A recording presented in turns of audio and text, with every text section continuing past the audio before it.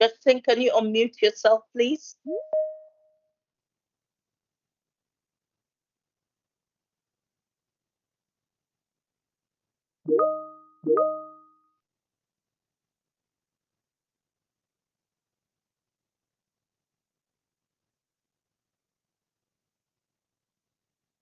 I can see Justin online, but I can't hear you. Hi, can you make Judge Singh sharer so that he's able to speak, please?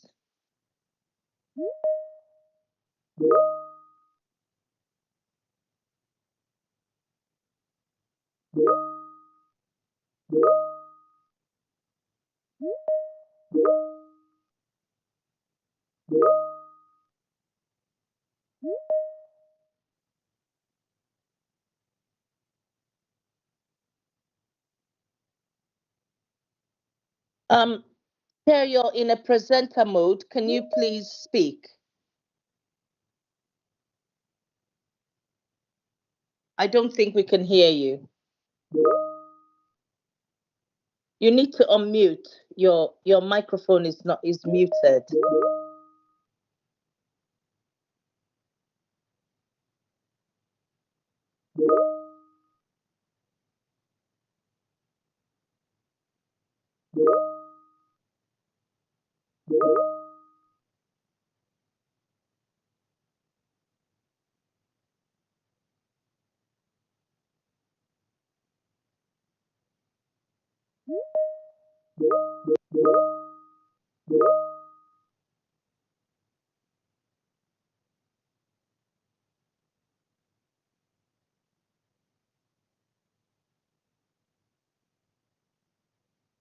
Okay.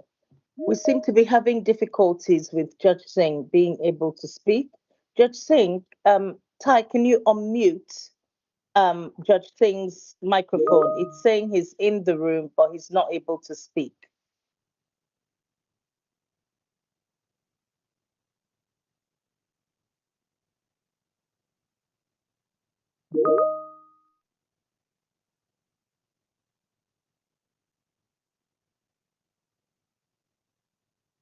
Okay, Judge Singh, you need to unmute yourself.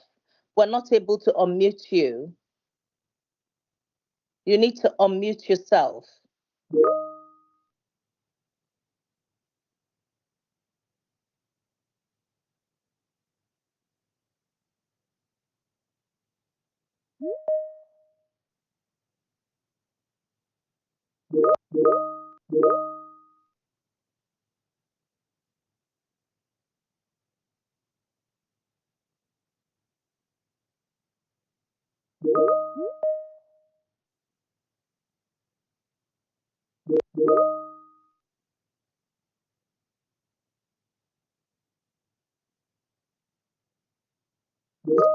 Problem. I don't know why he's not able to unmute. Hold on 2 minutes.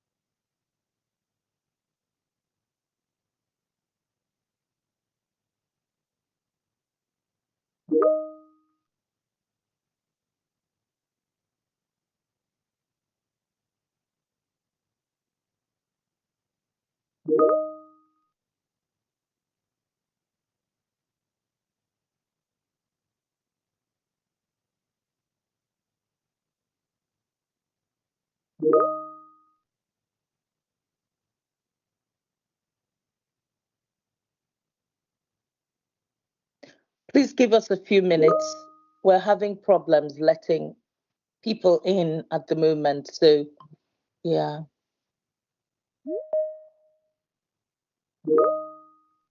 It seems that there's a waiting room. So, some people are in the waiting room.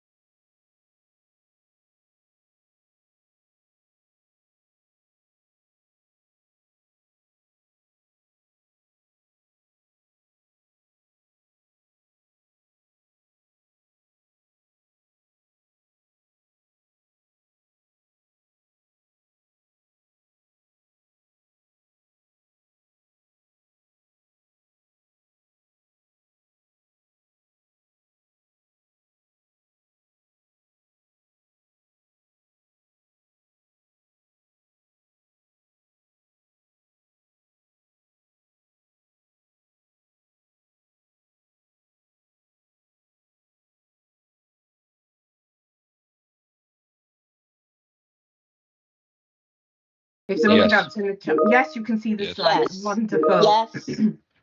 So, bore da unwaith eto pawb. Oh, Natalie Brown can't see. She can't hear. Okay. She can pick it up on live stream later. Anybody who can't see or hear can see it on live stream. Brilliant. Ronald.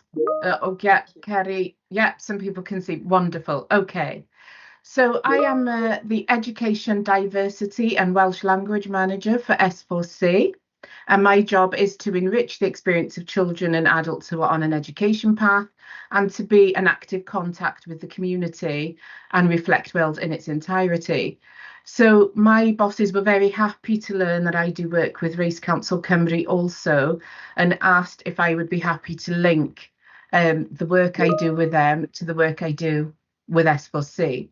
And of course, Wales is quite unique definitely within Europe, perhaps the world, as we are the first nation to say that we are taking an anti-racist stance and we are working towards being an anti-racist nation by 2030. We're also the only nations, definitely within the British Isles, to declare Black history or a Black curriculum as mandatory for the curriculum. So of course we understand that schools are on different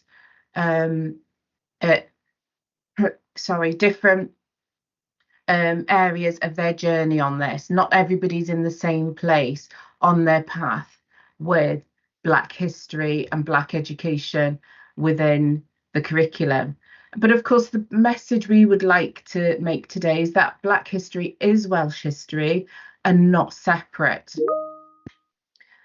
And so what we want to encourage you to do is not think about this as more work, but working differently, because we understand that every time something changes socially, the onus is always put on the education and teachers. Oh, they need to teach this, they need to do this, they need to add this.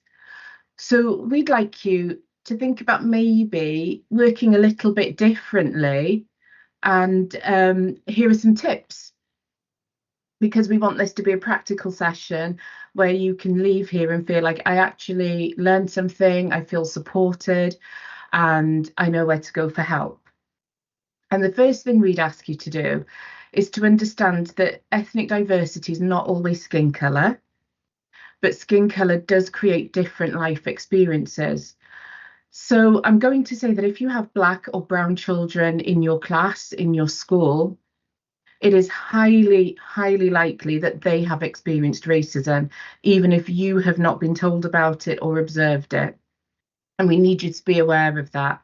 But also to remember that if you're in a school or a class where you think that everybody looks white, it doesn't mean that there isn't diversity there. In one school where I was told, well, we don't do a lot of this because we're not a very diverse school. Children then went on to tell me that they had an auntie or uncle from Vietnam, Jamaica, Nigeria, France. You know, the class was a lot more diverse than they looked, and without asking questions, nobody would ever know how diverse that class really was. The second point is about creating, and I'm talking about creating a community that acknowledges, embraces and celebrates everyone. I think sometimes that's what's missing in that, you know, and I'm talking about from my experience of working as a teacher. I worked as a teacher in a primary school. I trained as a secondary school, second language Welsh teacher, and I have also done supply teaching and worked as a pastoral mentor. And I think sometimes we remember maybe to give information, but not to celebrate and to allow children to feel seen and heard culturally.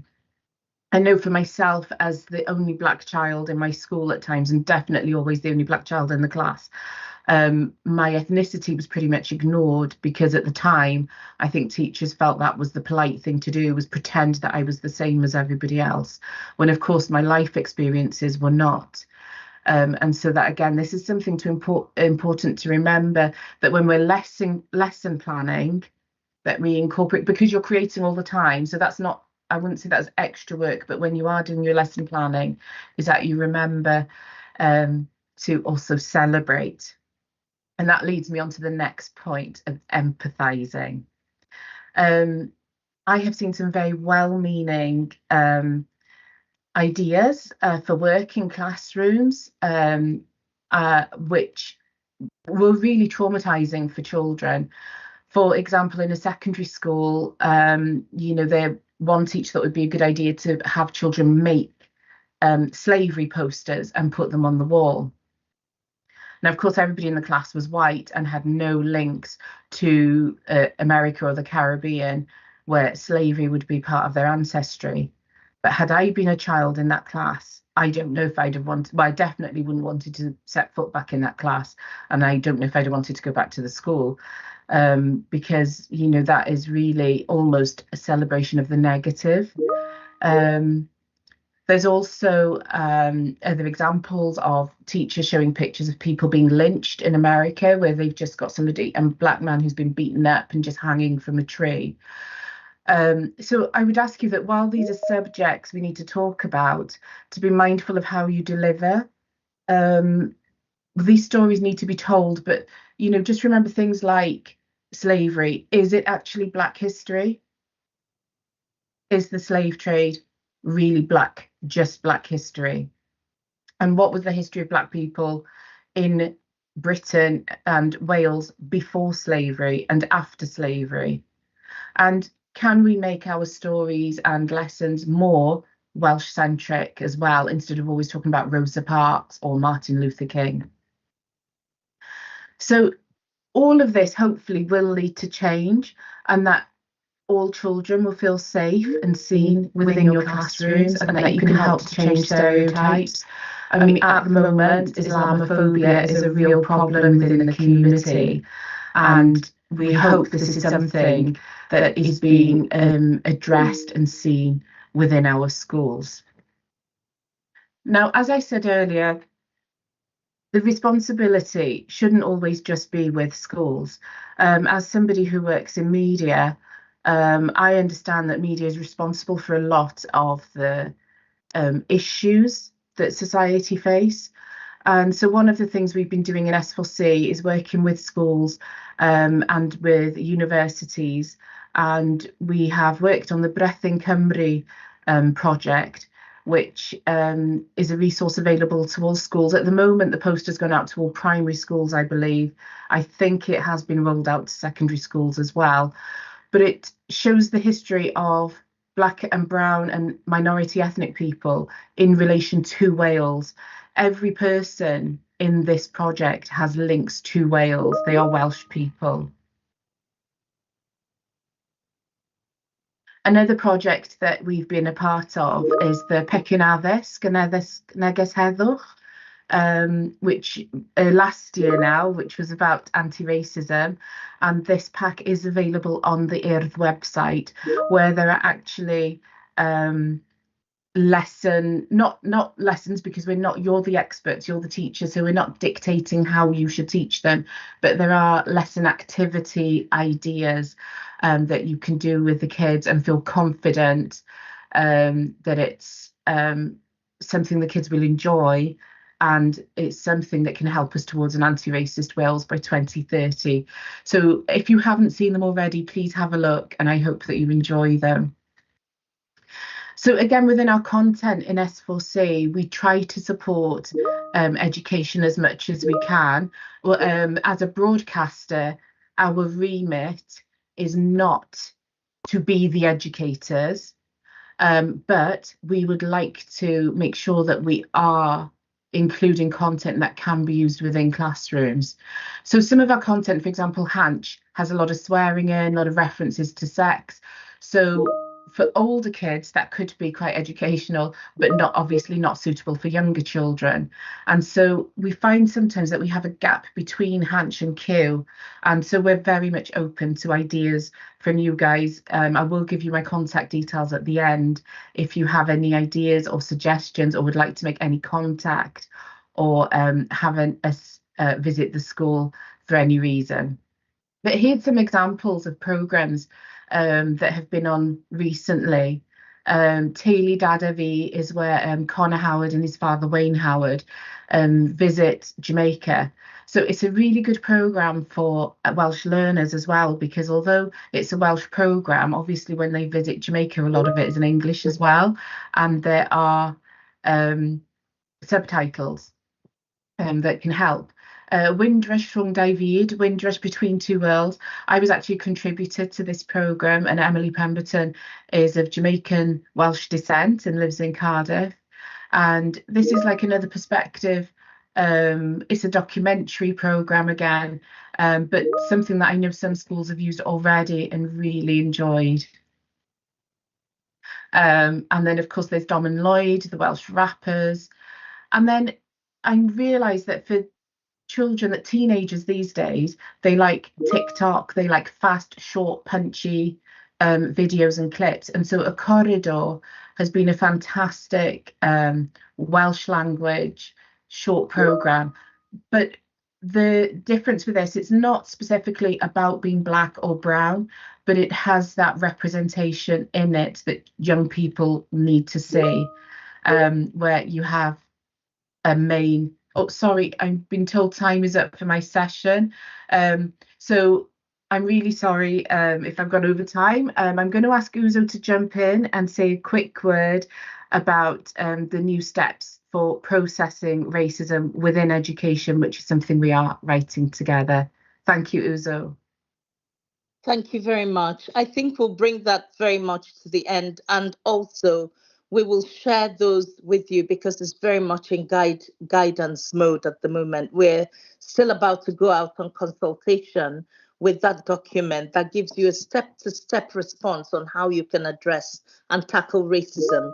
We don't believe that we can just suggest it as people with lived experience of racism. We need to make sure that this something that will work for schools and work for the people, families that their children have been affected by racism. So we will come out to you and we will share this links with everybody who is on this screen. I sincerely apologize for the problems that we've had with presentation. If you've registered for this event, we will have your contact. So we will email you the slides from today's session so that you're all connected and updated. Sincere apologies for any hiccups, and we're still trying to bring more people in. It should hopefully resolve itself. Thank you, Natalie.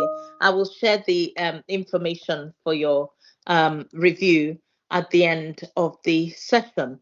So now we're going to have the representative from the Muslim Council of Wales. We know how awful it has been since Stockport for young people.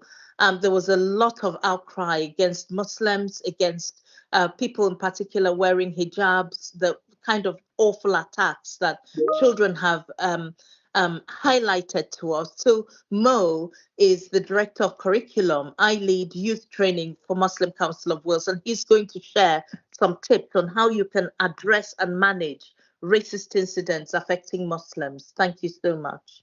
Professor Uzo, thank you. Good morning, everybody. And Professor Uzo, thank you for putting this together. Really important and valuable conference and get together.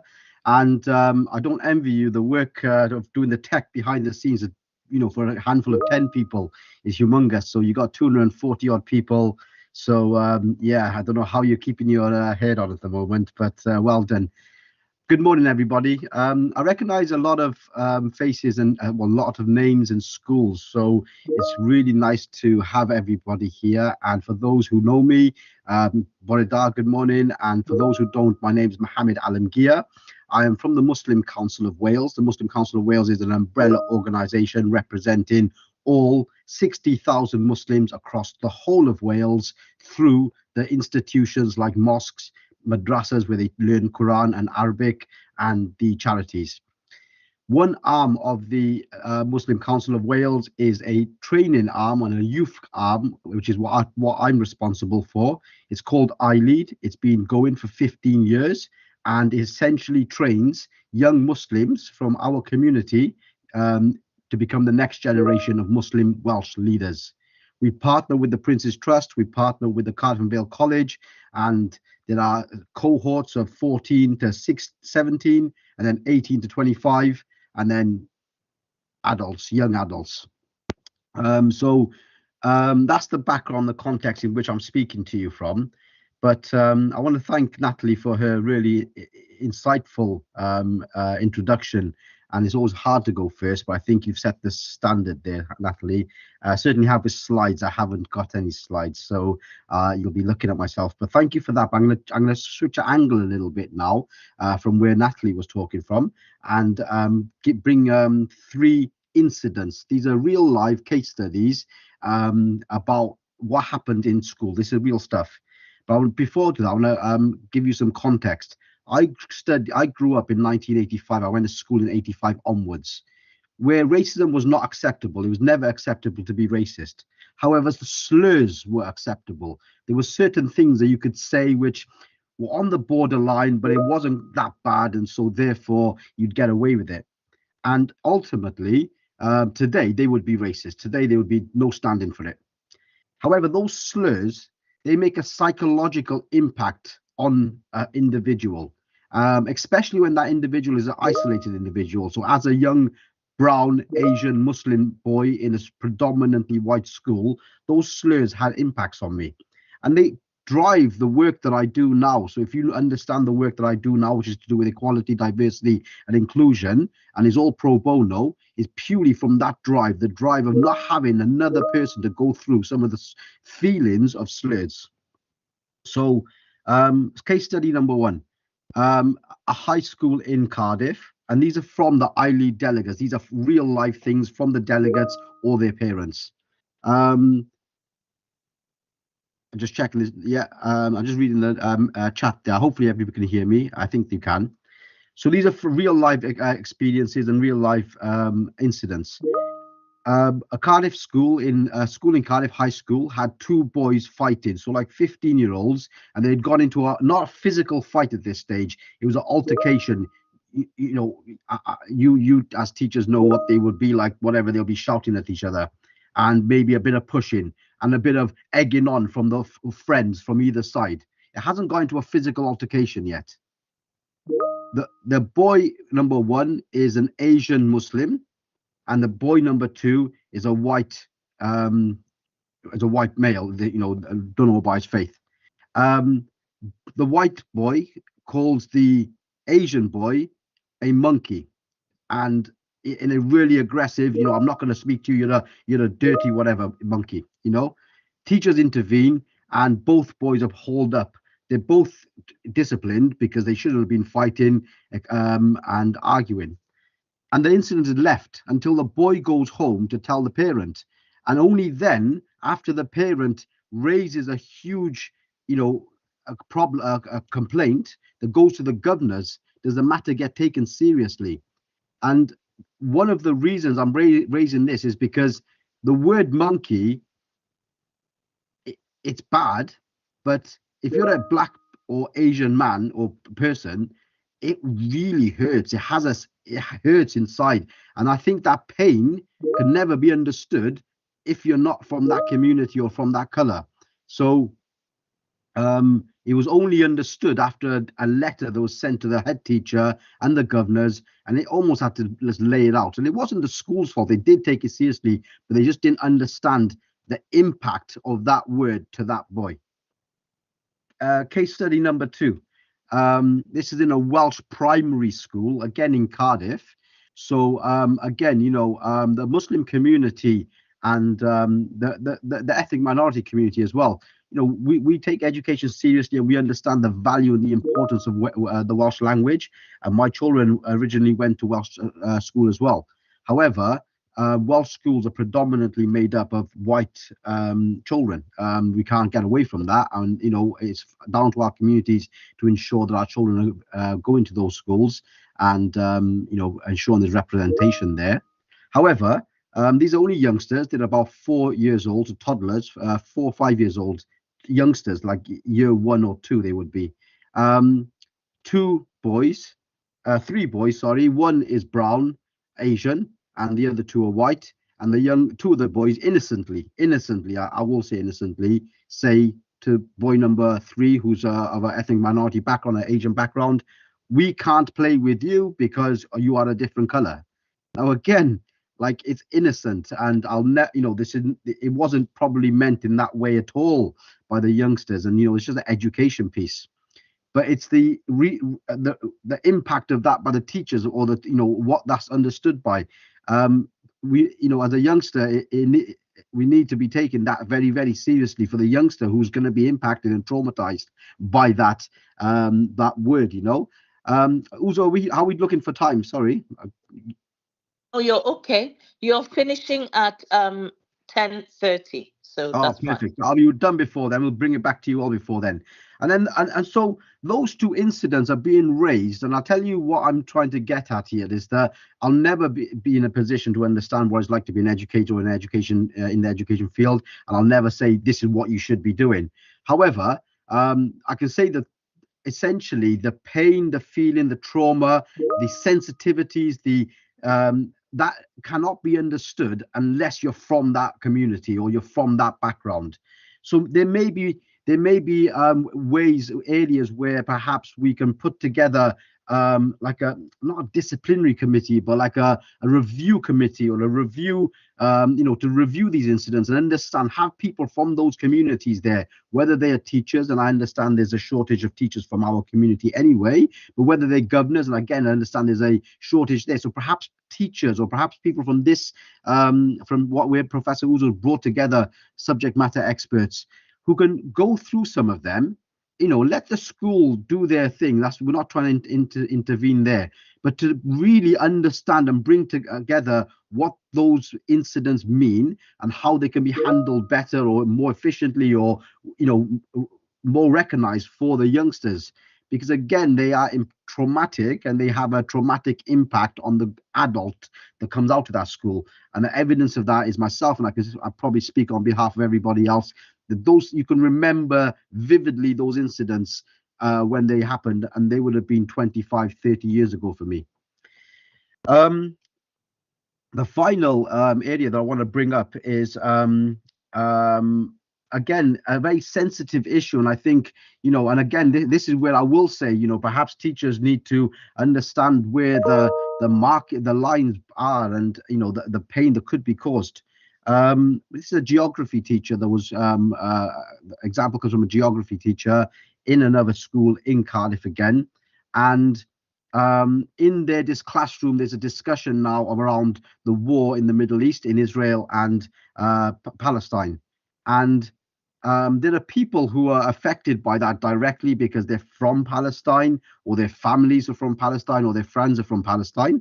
And there are people impacted by that, probably less so. I know that the Jewish community here in Wales is a smaller one with an older population, so probably less young boys. But it matters on both sides. On both sides of the coin, there's trauma, there's pain, and there's real emotions there. There was a flippant comment by the geography teacher.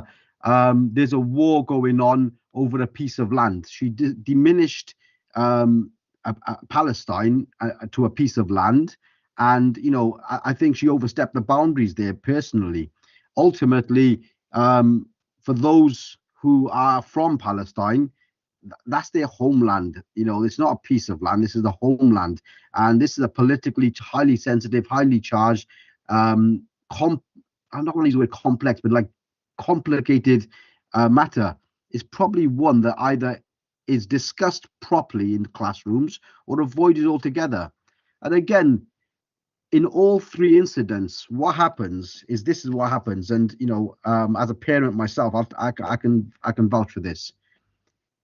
It's not recognized and is not identified in the classroom by the teachers. They do take it serious, but the actual impact of it is not understood. The child comes home and it's brought up, it's discussed. This is how it made me feel. This is what it meant to me. This is why it happened. The reality of that, it comes in play. And then it's up to the parents to go and battle. And in 3 of those incidences, 2 of them just didn't bother. 2 of them just left it. And I asked them, well, why then? Why did you not do something more about it? I'm busy. I haven't got the time. This is just a battle I don't want to take on, trying to explain this. And in one of them, it's like, they were speaking in their own language to me. I can just about speak English and explain the day-to-day activities of my child. How am I going to, write this up in a nuance? How can I complain? The first incident, the parent was somebody that did write. They wrote to the school in an email. They wrote a formal letter to the headmaster and the governors, and they understood the school system. And when that happened, there was just a day-night response. It was so different. So ultimately, it's difficult for the parents when it comes home to take that battle on in terms of what that means. How can we address this? What are the escalation points in school? And the teachers are busy, and it takes a moment for them to stop. That letter to the governors and the headmaster took a moment, made the teachers take a moment to stop and say, hang on, what's going on here? Really, this is more than just a little fight with a few words being thrown around. The second and third incidents I've described, they didn't have that moment because the teachers' parents just did not complain at the way or bring it to the attention of. And again, this is why I say that, having a review committee, maybe meeting up once a month or once a quarter and bringing 1 or 2 or 3 or 4 incidents that have come up and occurred in the school, or even across a cluster or across a group of schools, when that learning's there, then that default reaction to incidents like that will be better, and they will acknowledge the pain that individual child would have met. So in summary, I did say I'm going to finish early, Professor Uzo, so that gives you a bit of time on either side to if there's any hiccups or any other speakers would like to speak a bit more. However, in summary, what I'd like to say is that we understand, the Muslim Council of Wales understands that there is a huge amount of work going on in schools, and the schools do take it extremely seriously. As young Muslims, they've got 2 layers of there's 2 layers they have. The first layer is that they are from a different ethnic background. They might look different. They're not white. That's the one. But the second one, and again, another protected characteristic is their faith.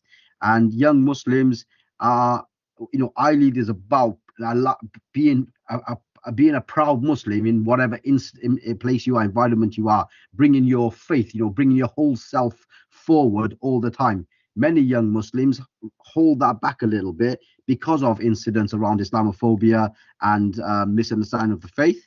And unfortunately for the women in our community who choose to adhere to the headscarf, they're direct, not targets, but they're directly, very obviously Muslim, so therefore some consideration around those would be good. And then I'm going to end on this. iLead had a suggestion. It's good that we've got this many educators in one room. The iLead program was thinking of developing almost an info pack or a pack, because some of you will know from visits to the mosque where I've arranged. You come to the mosque in Ramadan, or you come to the mosque for a school visit with the children. You get a lot of insight. So would they be useful? And perhaps you can go back to Uzo and we can work on that if there is a demand for it. A pack perhaps, or a written document of some sort that outlines the basics of the Muslims, some of the things they do, like fasting, prayers, wudu, which is the ablution of washing yourself before prayers, the time off needed for Eid, the headscarf, why they wear it, just something that almost like a reference point or a go-to pack. If you think that something like that would be useful, then please let Professor Uzo know, and I can give it to the young delegates on the iLead program as a project that they would work on, they would build, and then we would release it back to you. Right, Uzo, that's me done. And thank you very much, Professor Uzo, for everything you're doing. And it's You're really amazing. Thank you. Mo, we think the world of you and the Muslim Council of Wales and the role of your education of young people and schools. Thank you for contributing today. Please, everyone, will share contact details of all the speakers, Mo's details, so that you can engage with the Muslim Council of Wales. They're doing amazing work. I'm just going to invite Natalie back. Thank you for giving a bit of your time to us. Natalie can share the suggested way that Race Council Cymru and our connected groups like Black History Wales and Black Lives Matter Wales, Policy Forum, how they're asking for us to explore this issue of racism. So how can people actually address racism when it happens in schools? So give us your feedback on this. We'll also share it with you after the slides. Over to you, Natalie, just for until 10:30. Thank you. Okay, sorry. Yeah, so can everybody see the slides there? Can you see them, Uzo? Yeah. Yes, they can be seen. Yes, they are. Yeah. Yes. Okay. Thank you. So I've started first with the sort of headlines for the process. Now, these processes, most of them are what you'll already be doing, so they're not additional, but they are very victim focused. And from my experience of working in schools, generally when there's an incident to do with racism, the focus is on the perpetrator and course punishments, which of course there needs to be consequences, but we're realizing that children, my own son in fact has struggled with this as well, that sometimes schools are not coming back to us as families and saying what happened in the end, or how it, you just can't, you make your complaint, the school promises to deal with it. Quite often they do deal with it, but we don't hear how, and we don't hear anything afterwards. And also a lot of school staff members are not aware that these incidents should be reported to your local authority so that they have a record of it as well. So what we thought was it'd be really good for us to create some simple steps that are easy for schools to follow, are in alignment with what you already do, and also in alignment with what is legally required, so that you're not left wondering, did we deal with that properly or not? Dyna'r syniad. So if you have any issues, of course, with these or anything you'd like to add, then please do, because they are in draft at the moment. So the first thing is to listen and believe. So quite often, because I know what it's like, especially with little kids, when they're all so-and-so's done this, so-and-so's done that, it's really easy to go, oh God, now I'm trying to do a lesson, or I'm trying to do this. We are asking to listen and believe, because as Mo just said, the impact of racist comments, even in small children, is huge. It is massive, and it has, I can say from personal experience, that it has a huge effect on self-esteem, which then has a knock-on effect on how you perform in school academically as well. So we always say listen and believe, but then we say investigate and biasly. So you might be wondering, well, which one is it? But the child, quite often, it will take a lot of guts, it will take a lot of confidence to have told anybody what happened, because actually as Black and brown people, we're used to nobody actually doing anything about it, and most of these incidents will not be reported. So when somebody does, it really does need to be taken seriously, because chances are, if they've mustered the courage to tell somebody, it has really affected them, and it is really serious. And then we'd ask, of course, that you follow your safeguarding process. Now, this is something that doesn't happen very often. People forget that if you have suffered trauma through racism, you will need to be supported emotionally, and that's why we would ask you to follow your own school safeguarding process at this point, and not to forget about it, and not to wait for an outcome to be supporting that staff member or child. And then to action your consequences and continue the support for the child, and to communicate with both families at every step. And as I say, don't leave the family hanging, wondering, has the school dealt with this or not? Because we're all so busy in schools, that's what happens a lot of the time. That's the reality. And so, again, for your relationships with that family going forward, it's really important that that communication, that somebody's put in charge of keeping that communication open. So Race Council Cymru have a wonderful, wonderful resource available to you. They deal with hate crime. They help with every step of a hate crime as well. Joe Muxumak King is the head of that department, and she has helped myself and other people that I know. So if the school is really struggling to support the child as well, again, Race Council Cymru are there to help you and to be a support. So I've put their email address on there. I don't know what this will look like going forward because it's in draft. But as I said, remember the Equality Act. It is a legal requirement to record within the school and to report to your local authority. And then when it is being investigated, as Mo said, sometimes things are said without intention to hurt anybody. But it doesn't mean that they don't hurt somebody. So that needs to be kept in mind during the investigation. And we need to be thinking about how we can prevent it in the future, of course. So that's less work for you later on as well. And as I said, following your own safeguarding process. But again, when it comes to communication, we need to make sure that every staff member in the school is aware of what the head teacher and the teachers and the governor's expectations are. And one of the ways that some schools have been doing this is by signing up to the Zero Racism Wales website and having an assembly with all the children and really making this an active part of some of your lessons. So if you haven't signed up to this yet, please have a look at it. And again, it's another way that we found that we can support you as an organisation. So sorry, I keep talking about two different hats. I talk about S4C and I'm talking about Race Council Cymru. But as from a point of view of both organisations, we want to support you as much as we can on this journey. So thank you for listening to me again. And I hope this is helpful. And I know that when it's finalised, you will all be offered a chance to read through it and to have it handy, and hopefully it's not too wordy as well. So if you have any suggestions or comments on these last 3 slides, please do send us your feedback. Thank you. Thank you very much, Natalie.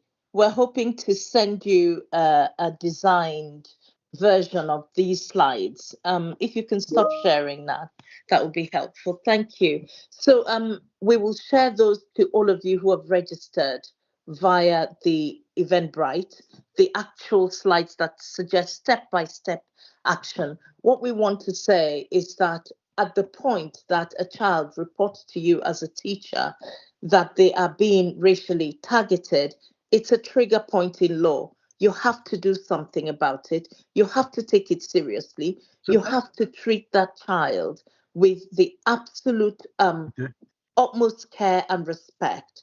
So it's important that if you need support, give an email to Race Council, info@Race Council Cymru. We can signpost you. We can share information with you that might help you in dealing with that situation. And also you're going to hear from others. Coming up right now is Professor Charlotte Williams, OBE. She's an emeritus professor from Bangor University, and she'll be working on this particular presentation with Amy Grimwood from Aberconwy School, who's the winner of the Betty Campbell Award of 2024. Over to you, Professor Charlotte Williams, and we'll pick up later. Any questions, pop in the chat. Thank you. Bore da pawb. Diolch yn fawr iawn am y gwahoddiad. I am delighted to be here and to make a small contribution with Amy Greenwood, as Uzo has described, is the winner of our Betty Campbell Award. I want to reiterate what's been said many times already and what will be said many times today, that racism in our schools is significant and it's persistent. I don't think you will find a black or brown child or child with some kind of different status that won't have had some incident or other at school, which is a shocking and a horrible statistic.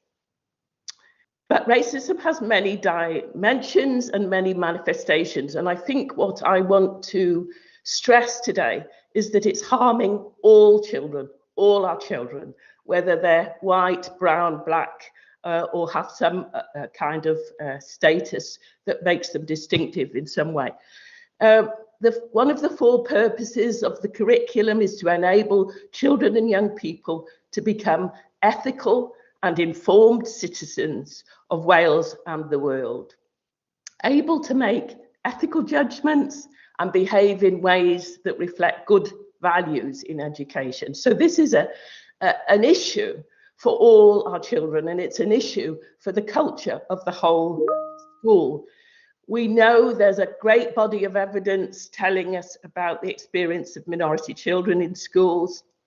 The Children's Commissioner report, our Cynefin report, Estyn have a handle on it and have reports to them about racism and racist incidents in schools.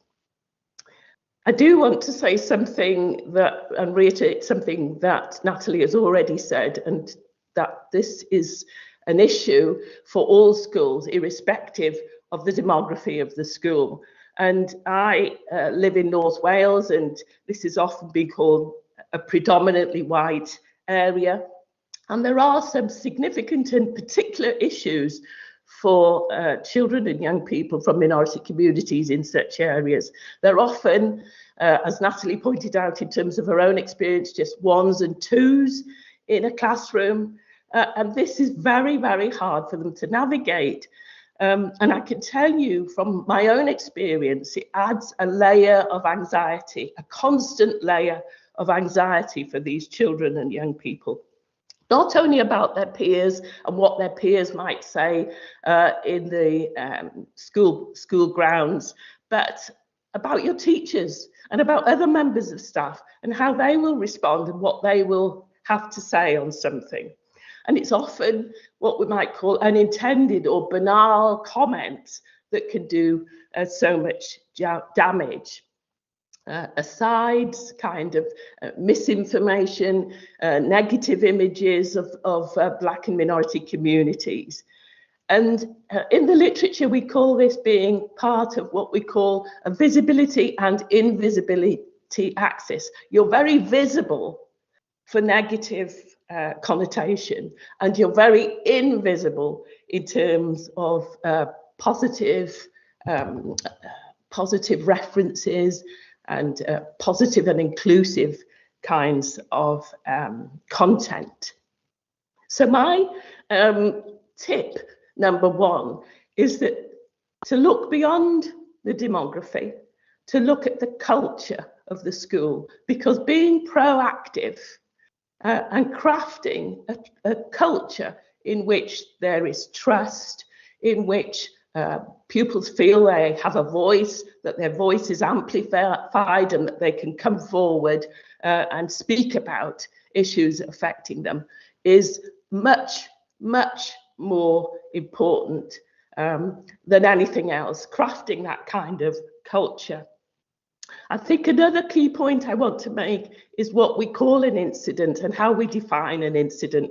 And this is even before we get to the reporting and recording stage, which Natalie pointed out is often neglected. We might be talking about your hairstyle. We might be talking about your hurtful comments about your food. We might be talking about hurtful comments about some kind of religious observance that you do. Just being seen as different can communicate unbelonging. And these kinds of everyday incidents that are part and parcel of the culture of the school are very, very damaging to all children. So thinking about what an incident is and thinking about how that's recorded is very, very important. It was clear to us when we did the Cynefin report that schools were not reporting and recording sufficiently, and this is something that I think the guidance that RCC are developing will be very important. Now, I think it's important to speak with somebody who's working on the ground in these issues, and I'm very proud that in my area, Aberconway School, Amy Greenwood won the Betty Campbell Award this year, 2024, and I've invited Amy to have a small conversation with me about how their school approaches these incidents, and I hope that you can pick up some tips from what Amy has to say. So can I invite Amy to join me now? Thank you, Charlotte. You're there, I'm aren't you? here. Yeah. See you. Amy, can you just remind us what the Betty Campbell Award is and tell us a little bit about that? Yeah, so for the Professional Teaching Awards Cymru, the Betty Campbell Award is a category for a member of staff who has worked to promote the contributions and the perspectives of Black, Asian and minority ethnic communities. This was the second time that the award has been awarded. The first was in 2022. Wow, wonderful, and many, many congratulations. Thank you. Tell us a little bit of about the demography of this area and about Aberconway School, the profile of your school. Okay, so our school is in Conway. It is what you would call a predominantly white area, and 96% of our students are racialised as white. So when the role that I've been doing in the school for the past 2.5 years, as well as teaching, is to be the lead professional of anti-racism. And when this role began, at that time, we didn't have any separate structures in place to deal specifically with racist incidents towards between students. Things were coming under the term of bullying, but wasn't being dealt as a separate child protection issue, as racism now is within our school. And is your school sort of typical of schools in Conway and Gwynedd? In terms of the kind of demographics of our school, I would say very similar to the schools that I trained in that respect in the area, and staff that I've spoken to in other local schools. I think we've got a lot of similarities. Can you give us an idea? You know, I mentioned some of the kinds of manifestations, but can you give us an idea of what kinds of incidents may occur in a school in this region? Yeah, so initially when I began working on this job, it was quite difficult to get students to build up a sense of trust with me that they would disclose the incidents that were going on. So for the first, I'd say 6 months, there were white students reporting to me things that had happened to their friends on their behalf. The kind of things that were going on was there was a lot of microaggressions, a lot of targeting, that when you spoke to the student who had used that language or said that term, they would dismiss their own behaviour as, quote, banter, and not fully understanding the difference between the language that they would use to play about with friends and what was actually slurs or even a hate crime. And then there was few occasions of more overt racist incidents that were a different category altogether. And, you know, one of the things that we haven't mentioned today, but I think is very significant, is that when an incident is reported, a teacher is faced with the sort of sense that, well, I must be racist because I've done something that's produced this complaint. And then the immediate reaction would be to go into kind of defensiveness, you know. Yeah. Yeah, there was a lot of defensiveness that we got from students and their parents. One of the first things I did when starting the role was actually invite parents of our students who were from Black, Asian and minority ethnic backgrounds to come in and speak to me. And they opened up not just about the experiences that their children have had since primary, but also their own experiences through school.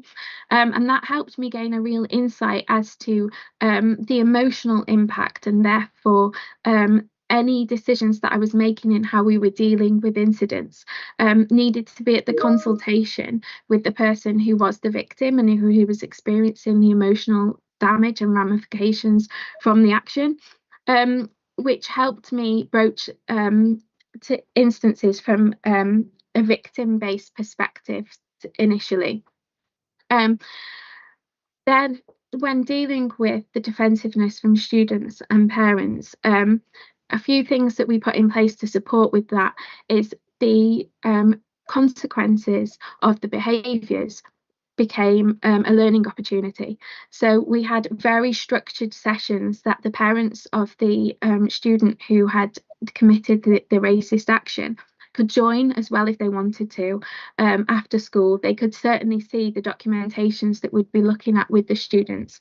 And framing that as an education experience for that student and teaching them about something that perhaps they didn't know about and didn't have the awareness of before they committed the action, which definitely helped diffuse some of the situations of defensiveness when we explained fully the reasons why we were taking the action that we were and what exactly that action would look like.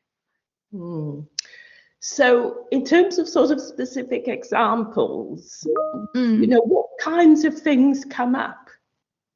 So we had a series of months where there was social media was causing big problems. So our school now has phones in yonder pouches, so they don't have access to them during the day. But before this happened, we would get people taking sneaky photos of students, posting them on Snapchat or something, with comments that were racial hatred. And again, they would say things like, "But that's my friend, it's banter." And some instances the victim would say, "They are my friend," and so there's an extra emotional impact of that happening. And adding to group chats to say, you know, mean things, or adding them to a group chat for that reason. Stepping away from phones and social media, there would be a lot of kind of subtle comments in class that would be, so for example, during a cookery lesson, the teacher was doing a lesson where they were she was teaching them how to make chapatis, and one of our students who is of Indian heritage walked in the class, and then we were all saying, "Oh, you'll be good at this, won't you? You must make these all the time at home." And instantly she said it was just all eyes on me, and she felt, you know, very exposed by that. So some of them, it's instances where students are making comments that they're not filtering, or they're not emotionally sensitive to how that may make someone feel. Absolutely. Recently I visited my old school to give some input on some literature, and I was very aware of those children from minority backgrounds, just ones and twos. Their eyes were down, and, you know, they were kind of in on themselves, because I think they thought that, you know, my being there was somehow going to make them more conspicuous. So that's what I mean about having to constantly navigate these situations. It's leads to a lot of anxiety for children and young people. So let's think about some practical tips now to share with educators based on your experience, Amy. Okay, so the main thing that has helped me massively in this role is having frequent communication with parents. As I say, we invited parents in who were from Black, Asian and minority ethnic backgrounds, and we've kept in regular contact with them in terms of every kind of guidance and policy that we create for the school, and in consultation with them about the new curriculum, and they have been seriously invaluable to supporting the work that we're trying to achieve at the school. And also our students who were perhaps hesitant to share with us their experiences, seeing their parents come in, and sometimes they've sat with their parents, has encouraged them to talk and open up more as well, which has been empowering for those students, and feeling like they're involved in the action that we're taking as a school. And consulting with them regularly has been really helpful. We also report all of our racist incidents through My Concern, so we've got that record there of this as a child protection issue. And therefore it can be dealt with the appropriate structures within the school. We've used the DARPA documentation about eradicating racism in learning organisations to help structure our policy writing, and having, as I mentioned earlier, a consequence that is focused on providing a learning opportunity that is targeted towards the specific language that has been used in that instance, has been really helpful too. And communicating with both sets of parents honestly about what we're trying to achieve. And maybe this is a bit of a controversial question. Sometimes I feel that these kinds of initiatives fall to just one or two people within a school. Can you say a little bit in concluding about your school's longer term commitment to resolving these issues? Because they are much bigger, as I said. It's about the culture of the whole school. Yeah, and I totally understand what you mean, and sometimes it takes a little while for things to gain momentum, but what we have done to secure that this becomes a whole school priority is we signed up to the DARPL Advocacy Network to begin with, which meant we were getting lots of support and structure from DARPL and guidance from them. But part of that is a 3-year plan, so we've created a 3-year action plan of short-term and long-term goals of what we want to achieve for a whole school, and it has become, anti-racism has become a whole school priority for us as a result, which means that every single member of staff will have a target, a professional target that is based on anti-racism. We're working towards whole staff training, training for the governors, and making sure that this is a priority across the whole school. So that was one big strategic decision that we made. But on a the more personal scale, I also set up at the school a book club where we would swap books about critical race theory, and we'd share books with each other that we've read, and Heard What You Said was a really big one for us, The Good Immigrant, and sharing these stories and talking to each other as staff members really helped, because it then made anti-racism just a topic of conversation that we were having regularly at lunch times and in the staff room, which helped bring it to the focus as well. Oh, that's fantastic and great to hear, and a great advert for the importance of DARPL, which we will hear a little bit more from. And of course, I'm impressed by what you say about trying to build a culture in which it's comfortable to speak about these issues, in which teachers as peers can support each other, is being very important. So diolch yn fawr iawn. Make the most of that Betty Campbell Award. I'm sure you will. Thank you very much. And we'll hand back now to Uzo. Thank you, Amy. Thank you for inviting me to speak. Thank you so much, Amy. Congratulations, and thank you, Professor Charlotte Williams.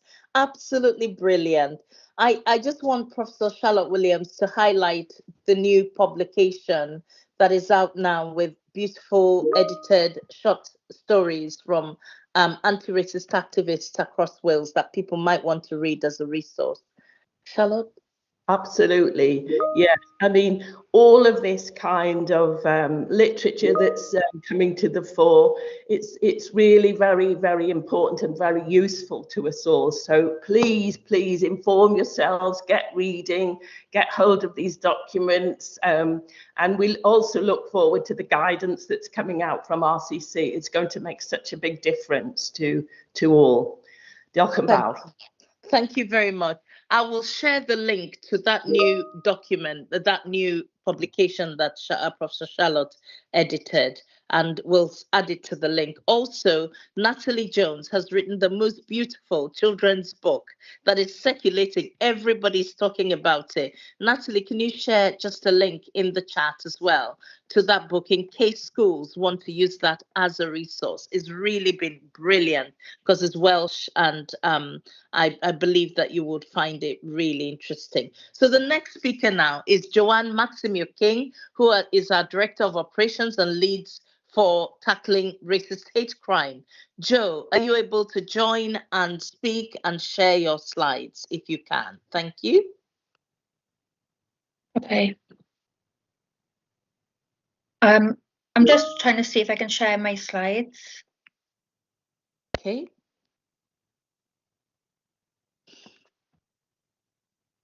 We can see you. See? Yeah, we can see you. Yeah, that's it. Brilliant. Okay, so my name's Joanne Maximio King. I'm the Director of Operations at Race Council Cymru. I am also the lead on hate crime for the charity, and I'm also a play therapist with PTUK. So I work with ethnic minority children who have faced trauma. So Race Council Cymru, for anyone who's not aware, is my slide moving?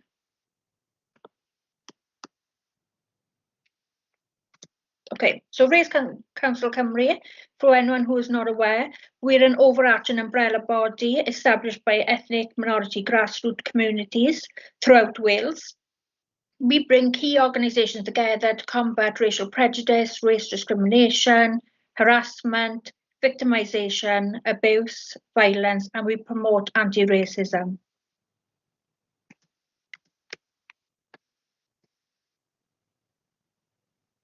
So if I give you a little bit of a background, so there is a number of documents that you can look at that look at racism previously. So in 2012, the Race Equality and Racism in Wales report was undertaken by Professor Heaven Crawley, and it first coined the term everyday racism. And this term is now being picked up by the Children's Commissioner in a recent report. Following that, there was a report on the experiences of racism and race in schools in Wales, and that was conducted by Race Council Cymru, East, Trosgynnal Plant and Show Racism Red Card. That was in 2018. The paper was sought to present an up-to-date picture of the experiences of Black, Asian and minority ethnic pupils in schools from across Wales, and it drawed on the expertise of key charities in Wales working with Black, Asian and minority ethnic young people, including the Gypsy Traveller young people. In 2022, the Race Equality first commented that there was a rise in racism. However, many schools denied at that point that this was happening. And then we got a report conducted by the Children's Commissioner for Wales in November 2023 that found that racist abuse was a regular occurrence in schools, with many pupils normalising these incidents. We can also see by hate crime figures throughout the year that hate crime is impacted by community relations.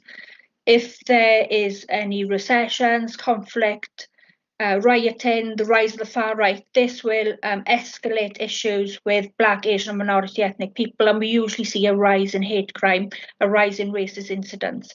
So there's an interconnection there that it would be really useful for schools to monitor their local communities and look for these different pockets of external issues that are happening and how they can impact on your pupils within the school. So in order for us to look at today, I wanted to be able to do a little bit of research. So I've conducted a survey with parents whose children have been impacted by racism in schools. And I thought I wanted to ask them lots of questions around, what happened? Was it a positive experience? Was it a negative experience? Because I wanted to be able to share it with you. But this research is ongoing, and hopefully we'll be able to draft a report on it that we can share with you in a couple of months. But I think there's going to be some really good findings from this that you can utilise. So I wanted to know, within the school, where were the highest incidents of racism? And the highest were in year 8. Reception class came next, which I was quite surprised about. Then we jumped to year 9, we jumped to year 7, and then following on from that, there was year 4 and then year 11. So when I asked the parents regarding racism, sorry, Uza, I'm going to have to minimise this. I can see your face in the corner, sorry.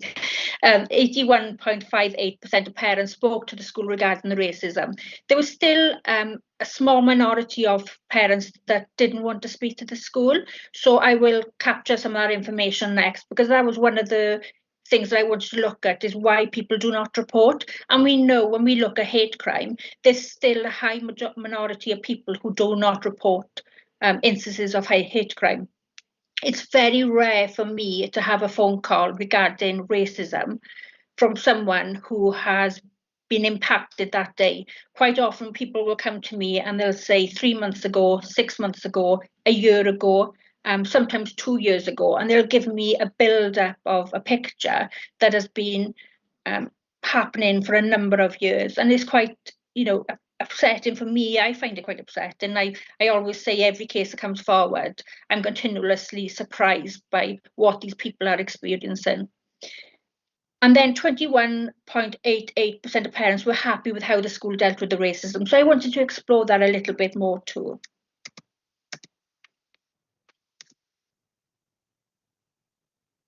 My slides do not want to move.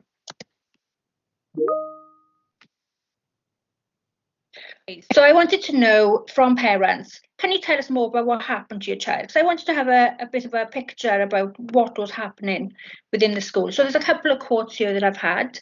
One parent said that the child was bullied in class, they were treated differently by a teacher, issues were ignored by the teacher despite escalating complaints and getting third-party support.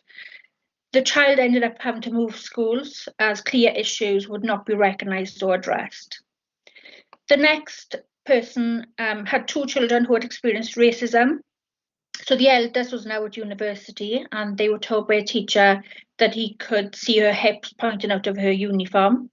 She had to sit through the reading of the N word over and over again in English class, and she was kicked off a school bus by a student who said no N's allowed on this bus.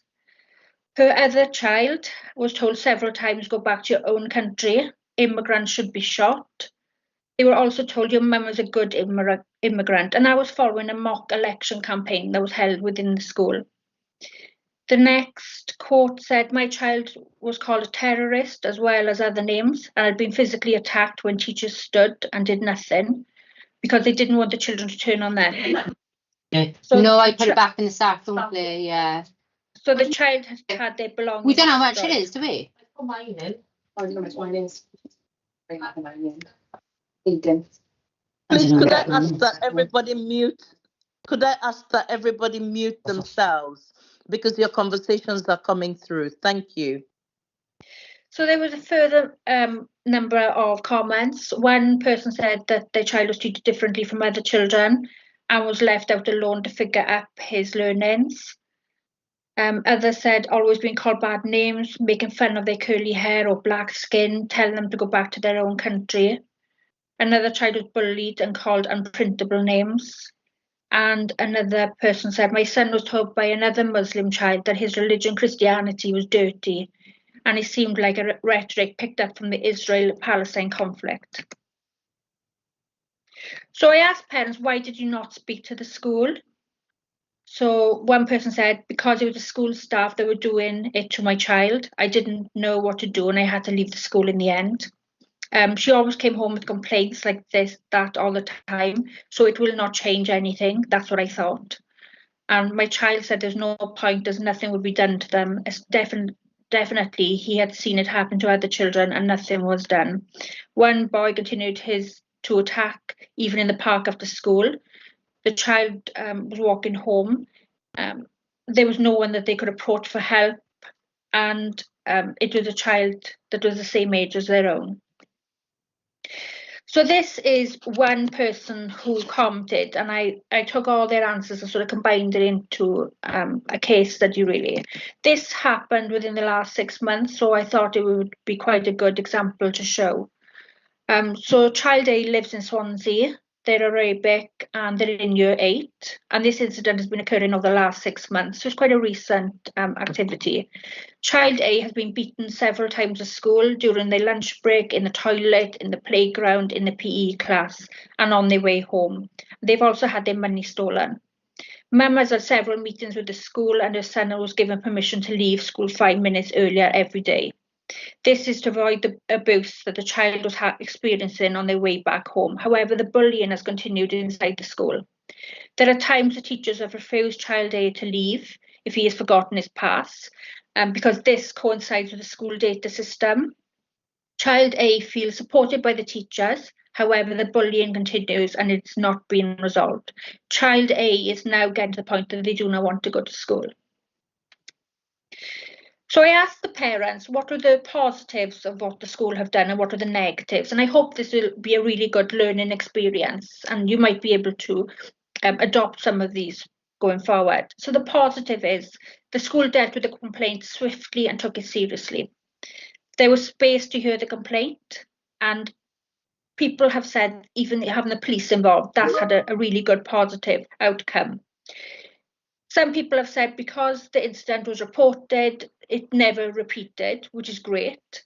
And it helped to raise racism or awareness about racism in the school, which some schools didn't believe existed before.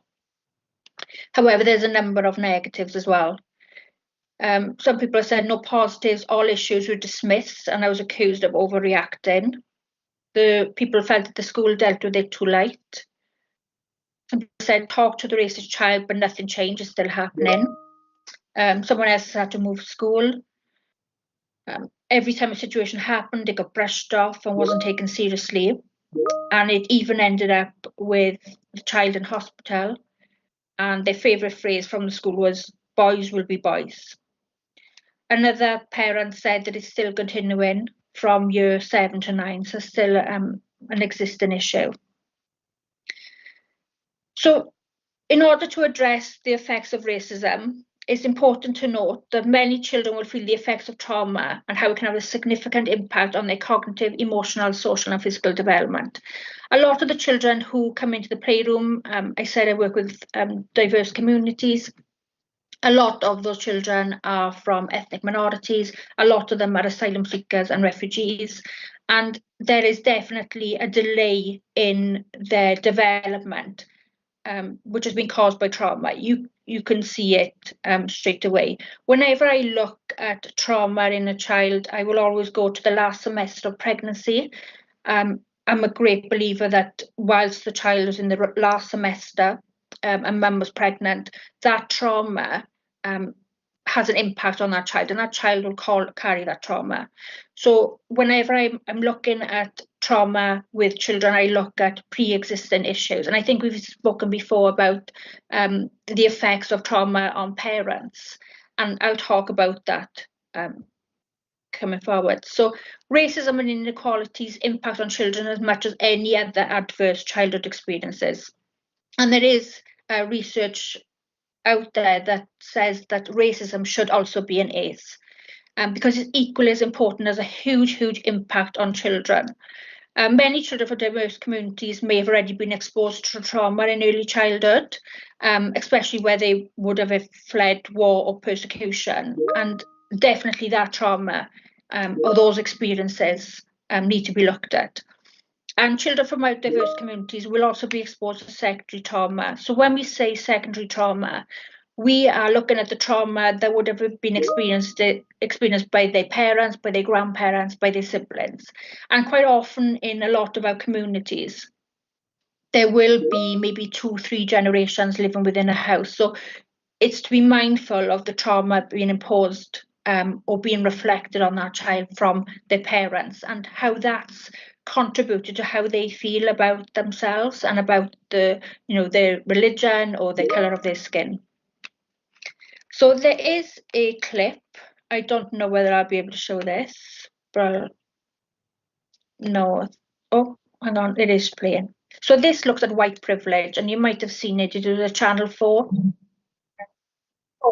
So sorry, Joe. Your time is literally up. It's 11:05. I'm so sorry, but could you share the link to that on the group? Yeah. I will, of course, yes. Thank you so much, Joe. We're going to attach Joe's slides to what we send out via Eventbrite as well. So any of you who missed any of it or want to click on the video can do so. Immediately, I'm going to invite Chantal Horton, who's the director and founder of DARPL Wales and principal lecturer in early years education at the Cardiff Met, and a recipient of the British Education Research Association Equality in Education Award. And she'll be jointly presenting with Dean Pimble from Show Racism the Red Card. And they've just got a few minutes from their own conference that they're delivering today to be able to join us. So Chantal, are you here? Can you take over now? Thank you. Can you unmute? Good morning, everyone. Bore da pawb. Can you hear me all right? Yes. Fantastic. Thank you so much, Professor Uzo, for inviting us here today. You'll notice that Dean has done a quick switch with Lauren, who's with us here. Dean is in another room, just to say thank you so much, Professor Charlotte and Amy, who is a real Darpler and Darplet. We were watching, so there's about 200 of us here in Monmouth, an education squad who have been watching some of the highlights today, and one of the sessions they got to listen into was from Professor Charlotte and Amy, and they were really keen to hear about that. So Lauren and I won't stay, we're just giving a swift fleeting visit, and we're very happy to see that you're here today as a huge group of people. We're happy, we're troubled though, and we're troubled that we are talking again about anti-racism in 2024. And I want us to be cautious about the word anti-racism and think about the overuse and casual use of that. I know within the context of this day that we can't listen into all of the conversations and top tips you'll be receiving, but anti-racism, when we're exploring it, we're talking about racism, and we're in our hats here talking about that in the context of education, childcare and play work, as well as some elements of youth and community. Anti-racism in the broader sense needs to explore Islamophobia, anti-Semitism, discrimination against our Gypsy, Roma, Romani traveller communities and our global majority heritage people in Wales. And within DARPL, we have a very small remit with a huge reach across Wales. And our focus is on diversity and anti-racist professional learning. So we've popped in to say, if you're not already DARPling with us, then please do. We'd love you to join Team DARPL in the context of free, high quality professional learning. Amy referenced that she is part of the DARPL Enhanced Leadership Series, and also that she used the DARPL Eradicate Guide around reporting and non-reporting of racism. So we'd like to draw your attention to some of our research and our resources, and really to work with you. If you're not a member of DAN, the DARPL Advocacy Network, yet, please join us. If you're not yet signed up for the DARPL Enhanced Leadership Series, it's a powerful series that's co-produced and presented with a range of our partners in community of practice. In the South, we've currently got 50 head teachers and leaders within that, and our next intake for the Enhanced Leadership Series is in March. I'm not popping in to give any key messages, because I think that we all are here because we believe, in the words of Maya Angelou, your legacy, our legacy, is every single life and family that we touch. And that brings us hope but expectation in anti-racist professional learning. We can't dive into thinking about decolonising a curriculum until we start thinking about re-indigenising and also working towards an anti-racist leadership approach.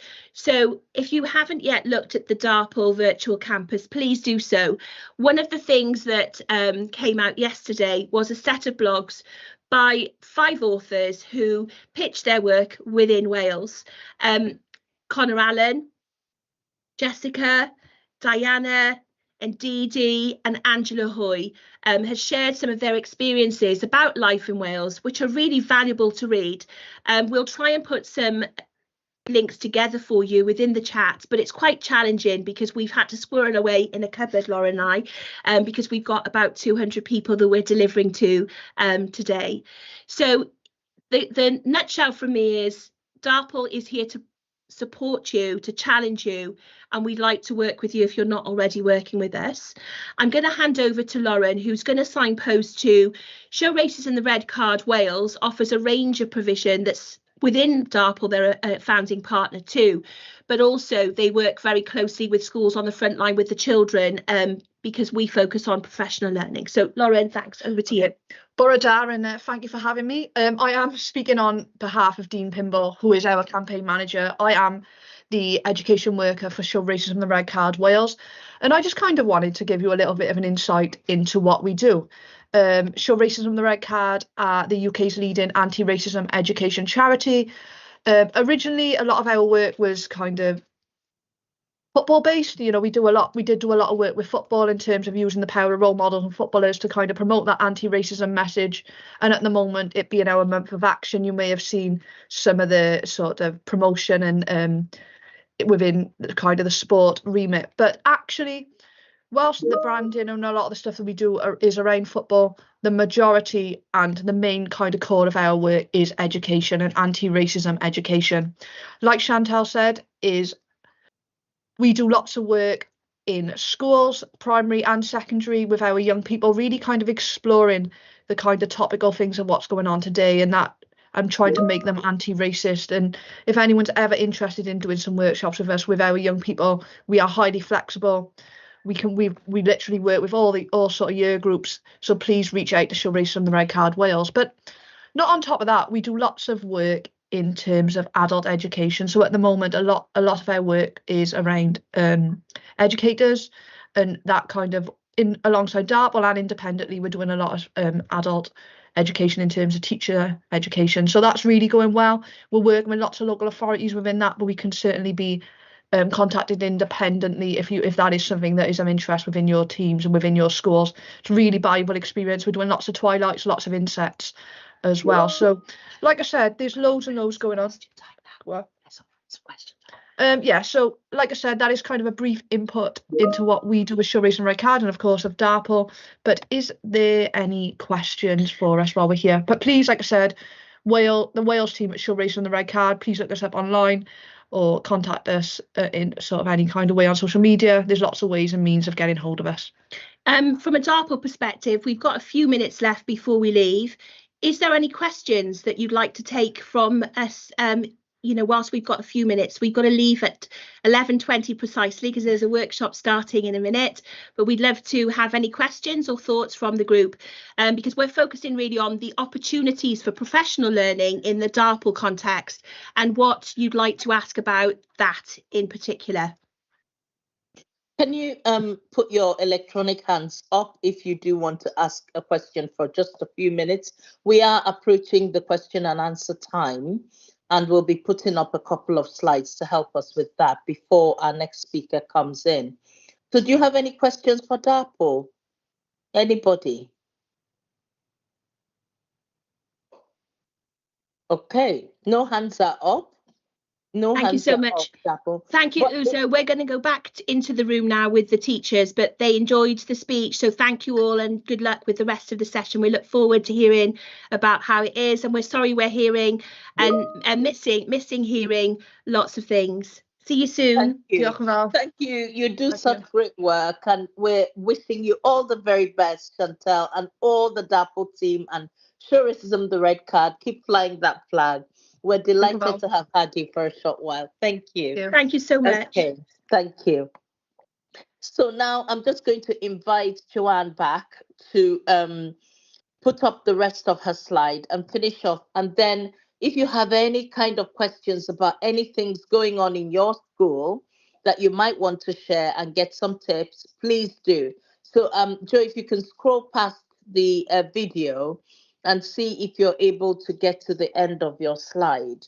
And then hopefully I can actually put up the draft guidance that we are consulting on for all of you to be able to have a look. Ty, if you could get up the new one after Joe, that would be great.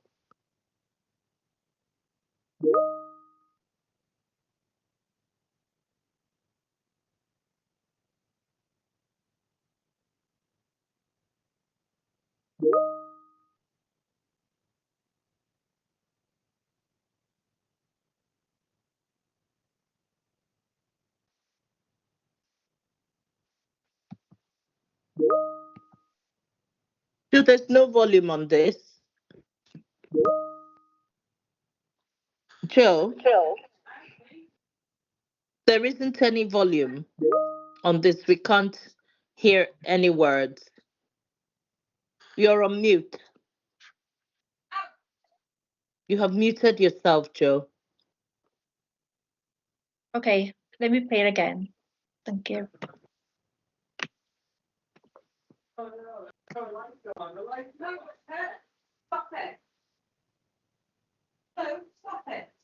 Hear it now.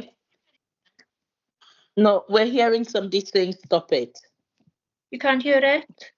No.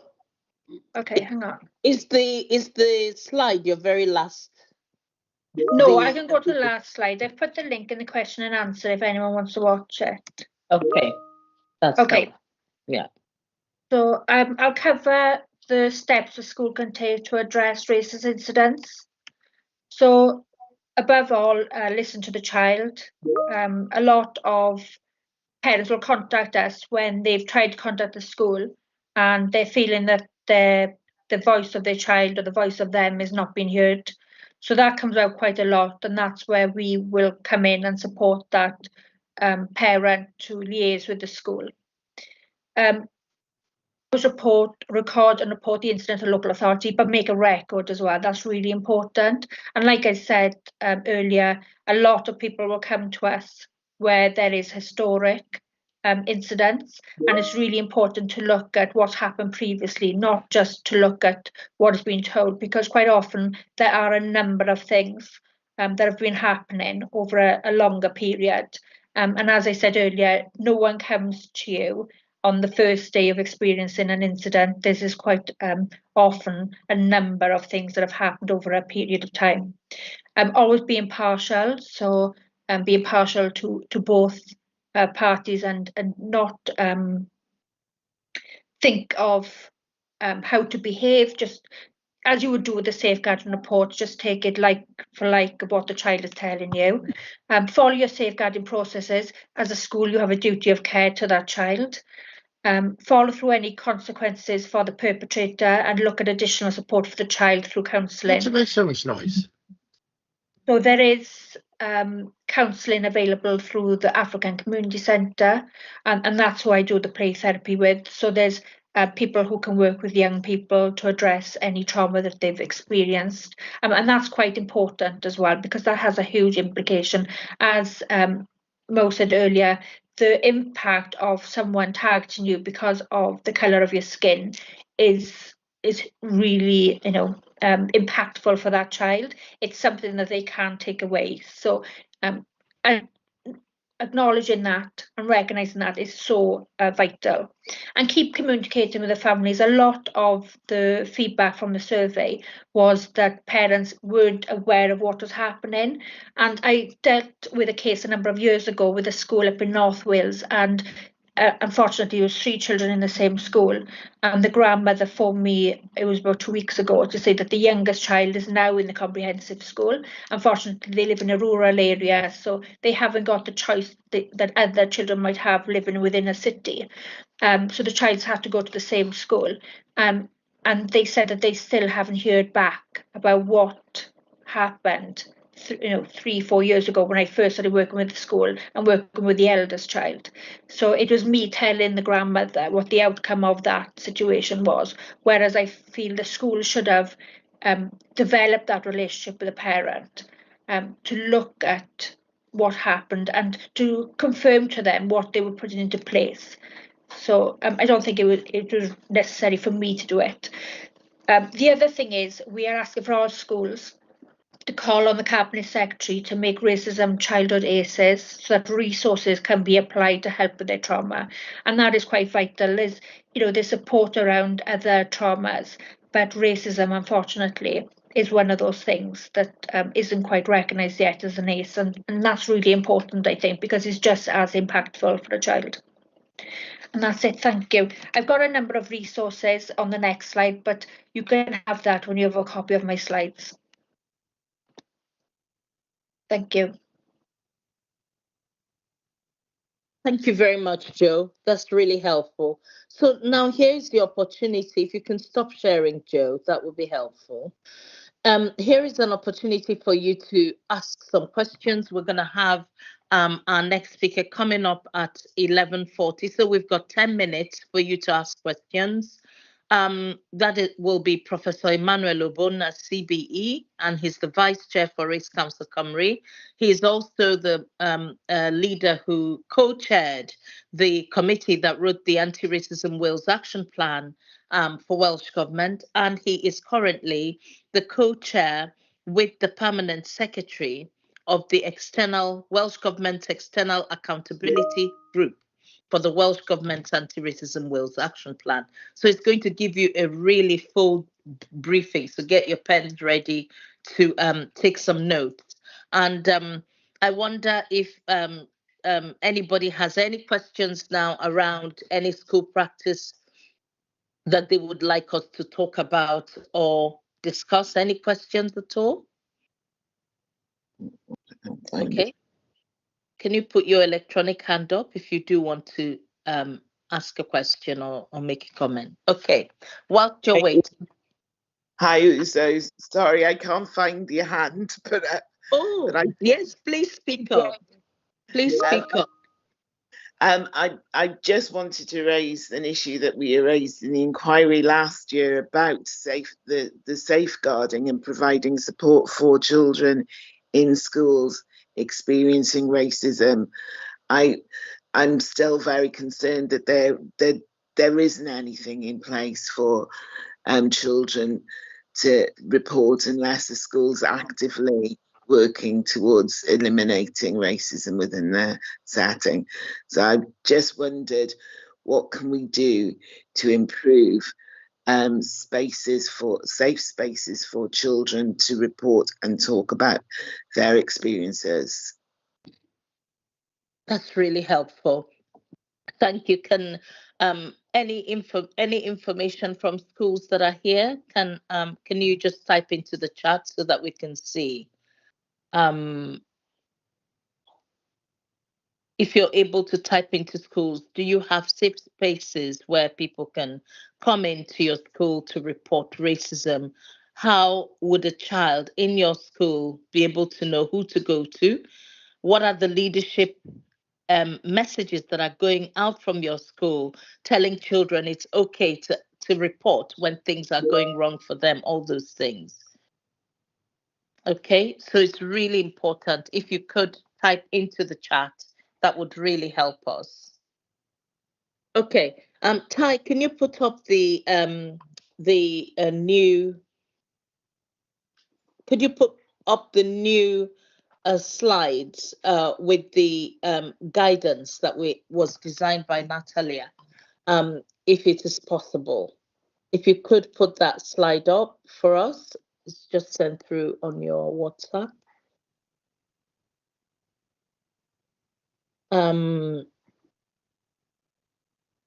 Or I'll send it to Joanne to share if you're not able. Okay, you are able to share it. Thank you.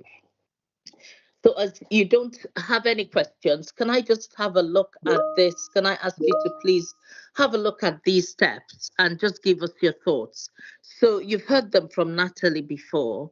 Firstly, listen and believe, record and report to the local authorities, obviously something that we want to do. But first step, listen and believe the child, because it takes a lot of courage to for somebody to come and tell you that they've been racially targeted. My children were born in Wales and were born with other children in Singleton Hospital. And they sadly at the time were the only Black children in the whole school, and the terrible racism that they endured during their early years, it was absolutely horrific. I mean, my daughter was threatened by a white boy of being pushed off the Eiffel Tower because she kept winning the music awards. And my son was told they didn't want a Black person here locked in a toilet and attacked by 4 white kids and beaten for 40 minutes. You know, the level of racism that they experienced and we experienced as a family was extremely traumatizing. And many of our families are telling us that their children who are going through racist incidents are having to have cognitive behavior therapy, medication, antidepressants, antipsychotics because of fear. So it was David Olusoga that said at the BAME-Ed conference, which Sue James, who spoke earlier, organized with Lillian. When we met David Olusoga, he said, please be aware, racism is trauma. And these children continuing to be re-traumatized and expected to perform well in school, something seriously has to be done. So we're asking you to investigate it in an unbiased manner. Action consequences and support. There has to be a punitive element. There has to be also, I understand about learning, but there has to be a clear message from schools that racism will not be tolerated by that school. If that messaging is not going out regularly, people thrive in intimidating and bullying others. So record and report it to your local authority. Follow your own safeguarding processes. Communicate with families at every step. Can I have the next slide, please? Hi. Page 2. Thank you. So we ask you to listen and believe. When a student comes forward about experiencing racism, it is vital to listen carefully and believe them. In law, this is a trigger point. When somebody comes to you to say, I am being racially targeted by another child, legally there is a trigger point and you need to do something. You need to take it seriously. You need to believe them. You need to look at all the facts that they bring to you, make a record of it, find out who was there, if anybody was there, who else might have heard it, investigate it impartially. Okay, avoid dismissing their feelings, ensure the student feels safe to express themselves. Every case of racial discrimination and bullying should be treated with the utmost seriousness. Refer the parents of the alleged victim to Race Council Cymru or the African Community Centre. They have a counselling service. Now, it's important to say that Race Council isn't funded for this work. We work with volunteers, so often it is difficult to guarantee that support, but we will do our best and we continue to look for funding to do this on a more steady basis. But African Community Centre have a counselling service that is culturally sensitive and appropriate. So please contact us and we can connect you. Record and report to your local authority. Under our legislation, racism and hate crime must be recorded within the school and reported to your local authority promptly. Document key details such as what occurred, who was involved, any witnesses. In severe cases where the incident may involve a hate crime, report it to the local authorities, report to the police if need be as well, as schools are legally obliged to do so under the Equality Act and the public sector duty. Failure to report can lead to legal consequences and further harm to a victim. Then the third point is unbiased investigation. An investigation must be impartial and thorough, involving all relevant parties. All cases must be investigated with urgency and compassion. Keep in mind the well-being of the victim, ensuring that they feel supported during the process. And every staff member should receive training that ensures everybody is informed of expectations and steps that will be taken prior to an incident happening. Just to say that Natalie Jones, myself, Pastor Hadassah Radwin, Kechi Alan Dawson, Roshnara Ali, and a few others are trainers that work with Race Council Cymru on anti-racism. We deliver bespoke anti-racism training to schools, but we need to charge for our services. We're not able to do that free. So if you do want us to come in and deliver training, please drop us an email, or you can go to Show Racism the Red Card, or you can go to a variety of other organizations. If it's professional learning, DAPL services are available. But, we deliver training through Black Lives Matter policy initiative and also through Black History Wales, which is now, as we know, embedded as permanent mandatory in the curriculum and in law. So please contact us to be connected up. Natalie delivers training for us as well through the medium of Welsh and English. We have to charge you as a charity for our services. So the next slide, please. Thank you. Okay, so follow your own safeguarding processes. Many children report to us and parents that their children feel like taking their lives, that they're terribly bullied, they're terribly frightened, they don't want to go to school. This is affecting their education. Please follow your own safeguarding protocols. Ensure the school policies regarding safeguarding are followed, particularly if the victim is vulnerable. And if the victim is vulnerable, or if the incident involves ongoing bullying, racism can severely affect a child's mental health and well-being. So be prepared to provide additional support. In terms of action, consequences, and support, once the investigation concludes, take appropriate action against the perpetrator based on the severity of the incident. Consequences should align with school policies ranging from disciplinary action to involvement of external authorities if necessary. Equally important is offering ongoing support to the victim, including counseling or other pastoral care services. Then communicate at each step with the families, both the victim and the alleged perpetrator's family. Transparency is key, and throughout this entire process, keep the families of both the victim and the accused or alleged perpetrator informed at every stage. Open communication can help build trust and ensures all parties are aware of steps being taken to resolve the issue. So joining up as a school to the Zero Racism Wales pledge ensures that everybody is aware of expectations on how you can be anti-racist. Okay, is there a final slide, Ty, or is that the last one? There is one. Please pop it up. So firstly, I want to say that if you are in the position that you have a child that is terribly distressed, please go through your processes anyway. Make sure that that child has had the opportunity to air their feelings.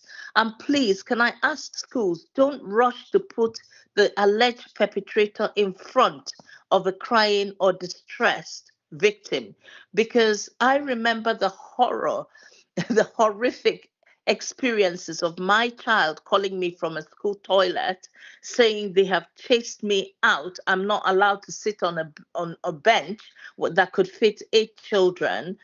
I've been told to sit on the courtyard. I've been told not to clear my plate after lunch until they've finished eating. Then I can go and clear my plate.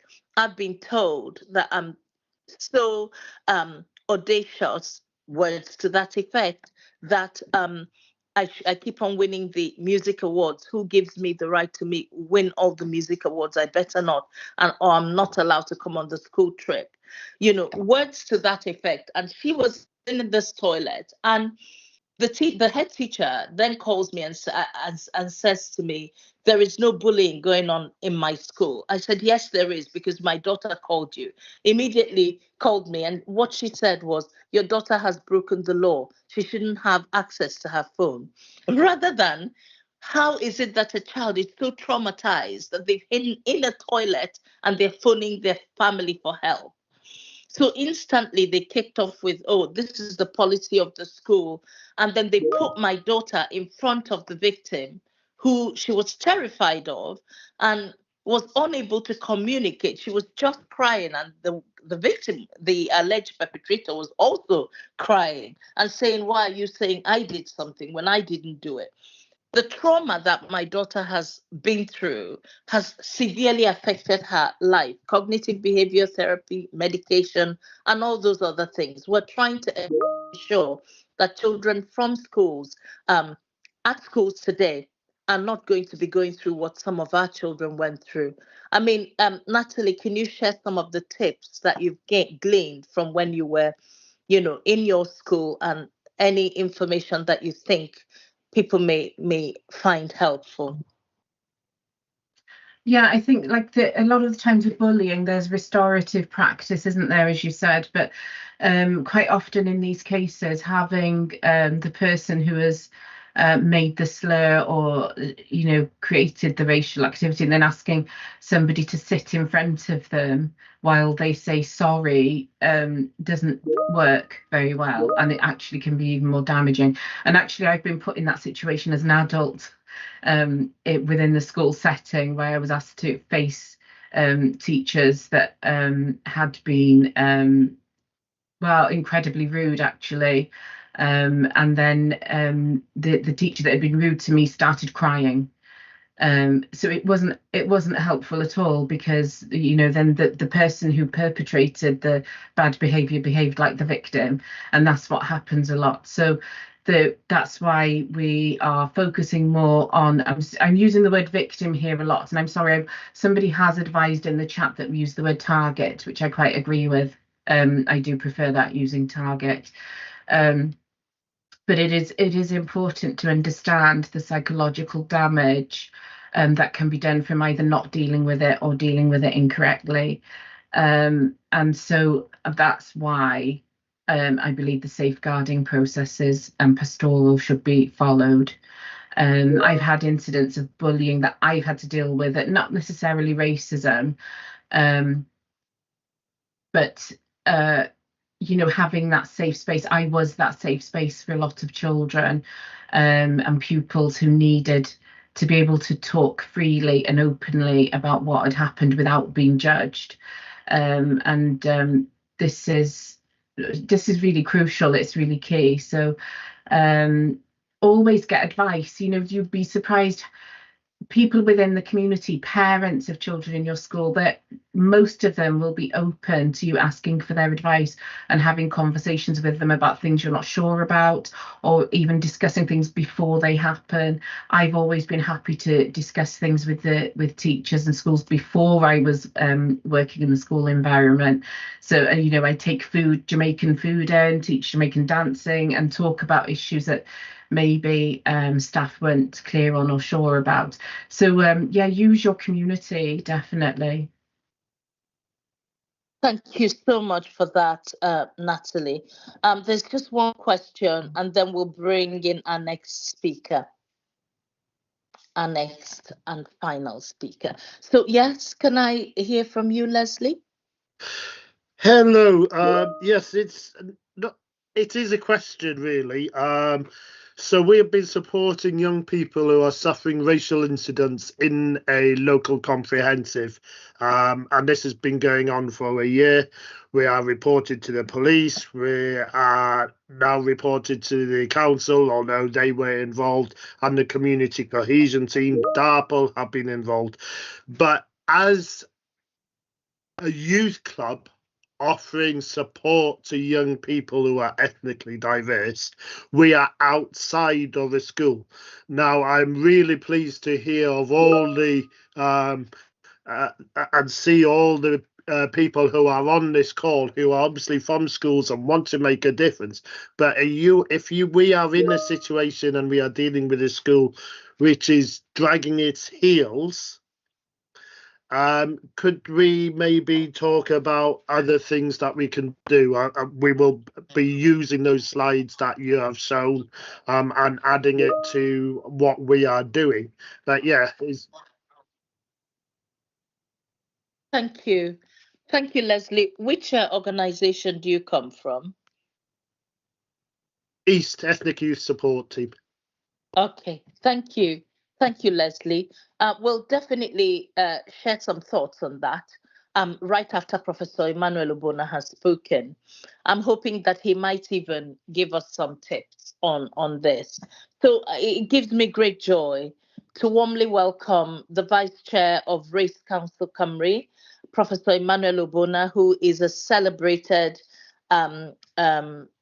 academic, who is a lecturer at the Cardiff University and a national leader on anti-racism, and has received a variety of awards, including recently by the King, a CBE, for his contributions to anti-racism in Wales. He is the co-chair. He co-chairs the Welsh Government's External Accountability Group, scrutinizing the implementation of the Anti-Racism Wales Action Plan. And he has done a variety, probably over 300 talks since, to talk about the key elements of the Anti-Racism Wales Action Plan. We're delighted that he's able to make the time. He rushed in from another conference. So a big thank you to Prof. Over to you. Thank you. Thank you very much, Uzo, and thank you for having me. I'm here today to talk about the anti-racist Wales Action Plan. So forgive me, I haven't been with you all morning, so it could be that some of the things I'm about to tell you have been said by other people, but that only emphasizes the importance of those things. But please forgive me if I appear to be repeating some of them. But I want to begin really by saying to you that everything that I know about racism, and I have researched racism in organizations from 2 years after I was awarded a PhD in 1990. And since then, my PhD was on organizational strategy and culture, and I began to study racism when the South Glamorgan Training and Enterprise Council and the then Employment Department asked me to do a piece of work to look into the outcomes from training in South Glamorgan. They had assumed that ethnic minorities were not coming forward to train. We did a study for them and found out that, in fact, ethnic minorities were more likely than their white counterparts to come forward to train, but were, in fact, achieving more positive outcome in the sense of qualification, but the ultimate positive outcome, which was a job, they were not achieving. And that was my induction, really, to research into anti-racism. So in all that time, I've reached a conclusion that other people have reached as well, which is that racism is a wicked problem. It's a wicked problem because it is multifaceted. It's very difficult for us to define it, to lay a hand on it, to be able to identify it, even to know that it exists, because the people that are in it, that are experiencing it, are probably the only people that know it exists. The people that are perpetrating it often explain it in other terms, and that makes it wicked. It is also wicked because, like a virus, it has the capacity to mutate, and we often see racism mutating. Those people on the call that may have been alive in the 1950s and 60s would probably view racism in a different way from people today. You know, I remember during the pandemic and the Black Lives Matter movement was going on, and some older people were commenting and saying, well, there is no racism today. You know, people who lived in the 1960s would have seen what happened then. You know, the Enoch Powell speech, when they had signs on the streets and houses, no blacks, no dogs, and those types of things. And that's how they view racism. But we know that it's mutated today and it is more subtle. You know, it doesn't make it less of a problem. In fact, if anything, it makes it more of a problem because it's embedded in everyday life. So it becomes our reality in a sense. And of course, we now know that maybe the riots of earlier this year may have told us, or is telling us, that racism is on the move again, it's mutating again, and we don't actually know where this new mutation may end up. All the things happening around us here in the United States, where diversity is now a dirty word, and so on and so forth, may tell us that racism is mutating, and we have a role, a significant role to play in making sure that that mutation, it does not make it worse. If anything, that it makes it a better thing, that it becomes, racism becomes a word that is put out of use because we no longer have need for it. Why do I say this? I say it because we continue to have racialized outcomes in practically every area of life. You know, for the time that we've had statistics in, for instance, employment, unemployment, we know that ethnic minority people are twice as likely on average to be unemployed as their white counterparts. We go to schools and colleges and universities, education, if you like, which is the topic of today's lecture. And I can give you examples with higher education. And in higher education, Black and minority ethnic people are less likely to get the top grades, if you like. They come into universities with roughly the same tariff points and they exit with lower grades, which has an impact, significant impact on their life chances.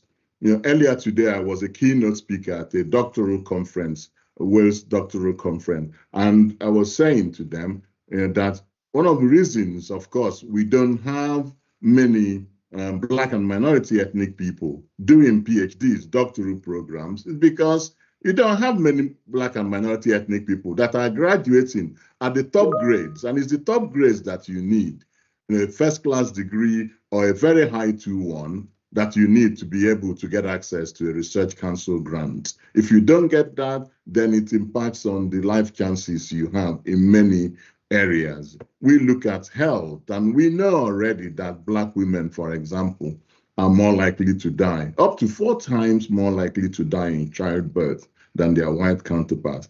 2024, should this be happening in a country like ours? It shouldn't, but it is.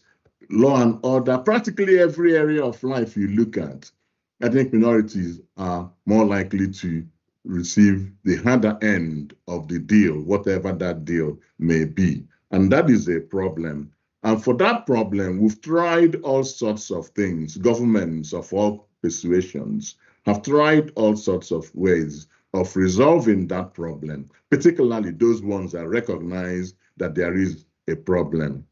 We've tried race equality. It hasn't seemed to work. We've tried multiculturalism. It doesn't seem to work very well. And more recently, we've tried equality, diversity, and inclusion. And again, that hasn't worked particularly well. All these things have failed, all these approaches have failed because they have relied essentially on a society where majority of people are non-racist, but would not do anything actively to stop racism from occurring. We are simply not doing enough as individuals. And all the policies themselves have relied on a notion that individuals are not racist, or that systems, societies, processes are themselves not racist, and that whatever people achieve in life will be based on what their, if you like, efforts lead them to achieve. And we know that not to be the case. We know because all the policies we see tend to be applied in a colorblind way. Colorblind in the sense that you will say everybody has an equal chance, an equal opportunity of getting a job. But well, in the case of the PhD studentship that I've just told you, if people are less likely to get a first-class degree, which is the gold standard in getting a job, and that is racialized, then it goes without saying that if you came to an institution, for example, in the business school where I work, which by the way is one of the largest business schools in the country, and I have worked there for well over 30 years, and in the time I have been there, I've only ever seen about 5 or 6 PhD students that are Black. This is the largest, mind you, one of the largest, if not the largest, in the United Kingdom. So there is something that is creating that. If we don't have that opportunity, then we are never going to be able to get to that place in the way that other groups are able to do that. So we are essentially relying on the same behaviors, the same processes that created all these things, these outcomes, these racialized outcomes. We're relying on them in a colorblind fashion, but expecting something different to happen. Now, why is colorblindness a real problem in society? I'm going to use an example, a recent example, the pandemic. only a few years ago. There's something that was not widely known at the time, and it was a way that hospitals, health establishments were trying to isolate patients so that they could determine the order of priority in terms of treatment. I think in medical terminology, it would be called, what do they call it? When patients come in, is it something they call it, which escapes me now, where they try to determine which patients have the strongest needs, so that they could be able to treat them accordingly. Remember that they didn't have the oxygen and the facilities to be able to treat everybody. So when the ambulance people came to your house to see you, what they would do is they will use this equipment called a pulse oximeter. Pulse oximetry, some of you may be familiar with it, a very small medical device that they slip through your finger, and then it would give them your blood oxygen reading. And then if your blood oxygen reading was low or below a certain level, they decided immediately to take you straight to emergency, and then you may be one of the lucky ones that get the oxygen that was in very short supply. Unfortunately, the pulse oximeter was developed in a colorblind way. It was developed, though, with the white skin in mind. So it worked very well if you put it on a white skin. If you put it on a black skin, the darker the skin color, the more likely it is that the reading will be misleading. Now, the New England College of Medicine Journal in America published this information many, many years ago and said, we've got to be careful. This thing doesn't give good reading for Black people. Nobody took it seriously.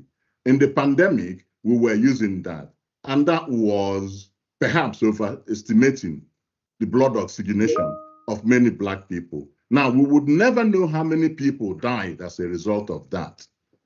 The Department of Health did an inquiry, which I thought was botched, and they ended up saying, well, it's not right, but we don't think it played a significant role. How can it not play a significant role if you had a situation where people might have been denied access to emergency life-saving treatment because the technology the physicians had in front of them was saying to them that this person's condition is not perhaps as bad as the next person's condition. Anti-racist thinking would have helped us to identify this in advance. In fact, we knew it because it was published already in America, but we decided not to take it seriously anyway. It would have helped us to identify this in advance and would have helped us to perhaps develop a technology that was not colorblind, that took into consideration the fact that different people are influenced, impacted by different things in that sense. And this is partly one reason why the Welsh government decided to go for an anti-racist plan. And this is one reason why you should support the anti-racist Wales Action Plan. So what can I say? What would be my reflection, or if you like, my recommendation to you, those people that are on this call, those people that are responsible for educating our children? What can you do to help to eradicate racism in Wales? I know I haven't got so much time, so I decided to focus on three things that I think are important. The first one is the role of leadership. I think leadership is key to achieving anti-racism. As I said earlier, my main research area is organizational culture and strategy. And I know from well over 30 years of research in this area that you cannot achieve change if leaders don't play a key role in that process itself. Leaders are key because leaders are the ones with the vision. They come in with that vision and they inspire people to change. The people that are following you are always looking at you for a cue or cues as to how to behave. And it's only when you give that credible, passionate, persuasive leadership on anti-racism that your followers are likely to want to follow that. Leaders should lead the change. Leaders should stress the importance of anti-racism. If you don't stress the importance, then people are not going to find it important. Remember, managers in particular, and other people, teachers, anybody, there are too many things that to do. There are too many competing priorities. We have to find a way of allocating our time, and we are more likely to allocate time to the things leaders tell us are important, because that's how we will be judged. Some leaders might even decide to include this in their key performance indicators, and perhaps also include them in the key performance indicators of the people they are managing. The idea that your school, your institution will stand for zero tolerance on racism is something that you can profess and perhaps make it a standing item on your meetings, agenda for meetings. Now, the second point is that we should be proactive in making anti-racism a reality. In particular, I think the worst thing we can do is to be bystanders, as they call it in the language, to just be there and not be active. Because as I said earlier, we know that the far majority of people in this country are not racist, but yet they continue to preside over a society and institutions that are racialized, over outcomes that are racialized. Some of the things I caught as I joined the call of experiences of young people on the basis of their race makes it even worse. And some of them are essentially just based on their race. And again, I will give you another example to illustrate my point about the dangers of being bystanders. Some of you may have seen something that trended on social media about a year or two ago. It was a case of, if you haven't seen it, please have a look at it. It really is troubling. It's a case of a young Irish gymnast, maybe about 9, maybe about 10, and she was receiving in line with other young people, gymnasts, all of them white. She was the only visibly black person there. And they were all receiving medals. One of these events that schools like, where everybody is a winner, I think. Everybody was receiving a medal. And the person who was handing these medals handed the young person who was next to the Irish, the black girl, handed a medal to them. And then the young Irish black girl naturally expected her own, I think bowed her head slightly to get hers. And then this woman walked past her and then handed a medal to the person that was right next to her. So she didn't get one. Now, you could argue that maybe it was a mistake, maybe it wasn't. We would never know. But one thing we did know was that, and I think you will see it when you watch it, was that all the people around this young girl didn't do anything to help her discomfort, or what should have been seen as her discomfort. If anything, they were just watching, bemused by it. The photographer that was there wanted to come closer to get a caption, a close-up caption of the girl, maybe her grimace or whatever he thought he was trying to do. And there were teachers, other teachers there, and they didn't do anything. Nobody did anything.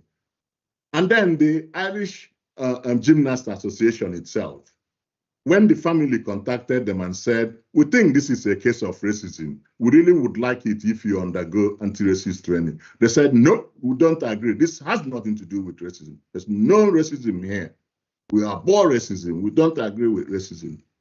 And the family was left in their distress until a famous gymnast, Simone Biles, took it upon herself to tweet about it, and then suddenly became a big issue for them. And they decided they were going to try and settle, to try and bring the family in and to try and do more, etc., etc. Imagine how that young girl would have felt. Imagine the impact it would have had on her for the rest of her life. The point I think I just about heard Uzo saying about her daughter, the impact it may have on a person like that to be treated in that way, and to have all those people you respected standing there watching it and doing nothing. That is the worst form of racism. If you are participating in a system like that and you do nothing about it, then you are endorsing racism. It doesn't matter whether you're a racist or a non-racist. You are endorsing it, because if you were an anti-racist, you would have automatically done something then. It may be a mistake. You try and correct it and say to the lady, you've omitted this girl. And then she would say, no, I don't want to give her. Or she would say, oh, my Lord, I didn't mean to. I am so sorry. Go to the young girl and pacify her. And the young girl would even not think about it again. It would never have been an incident, but it was. It could have been something greater than that. But it was an example, nonetheless, that we can look at.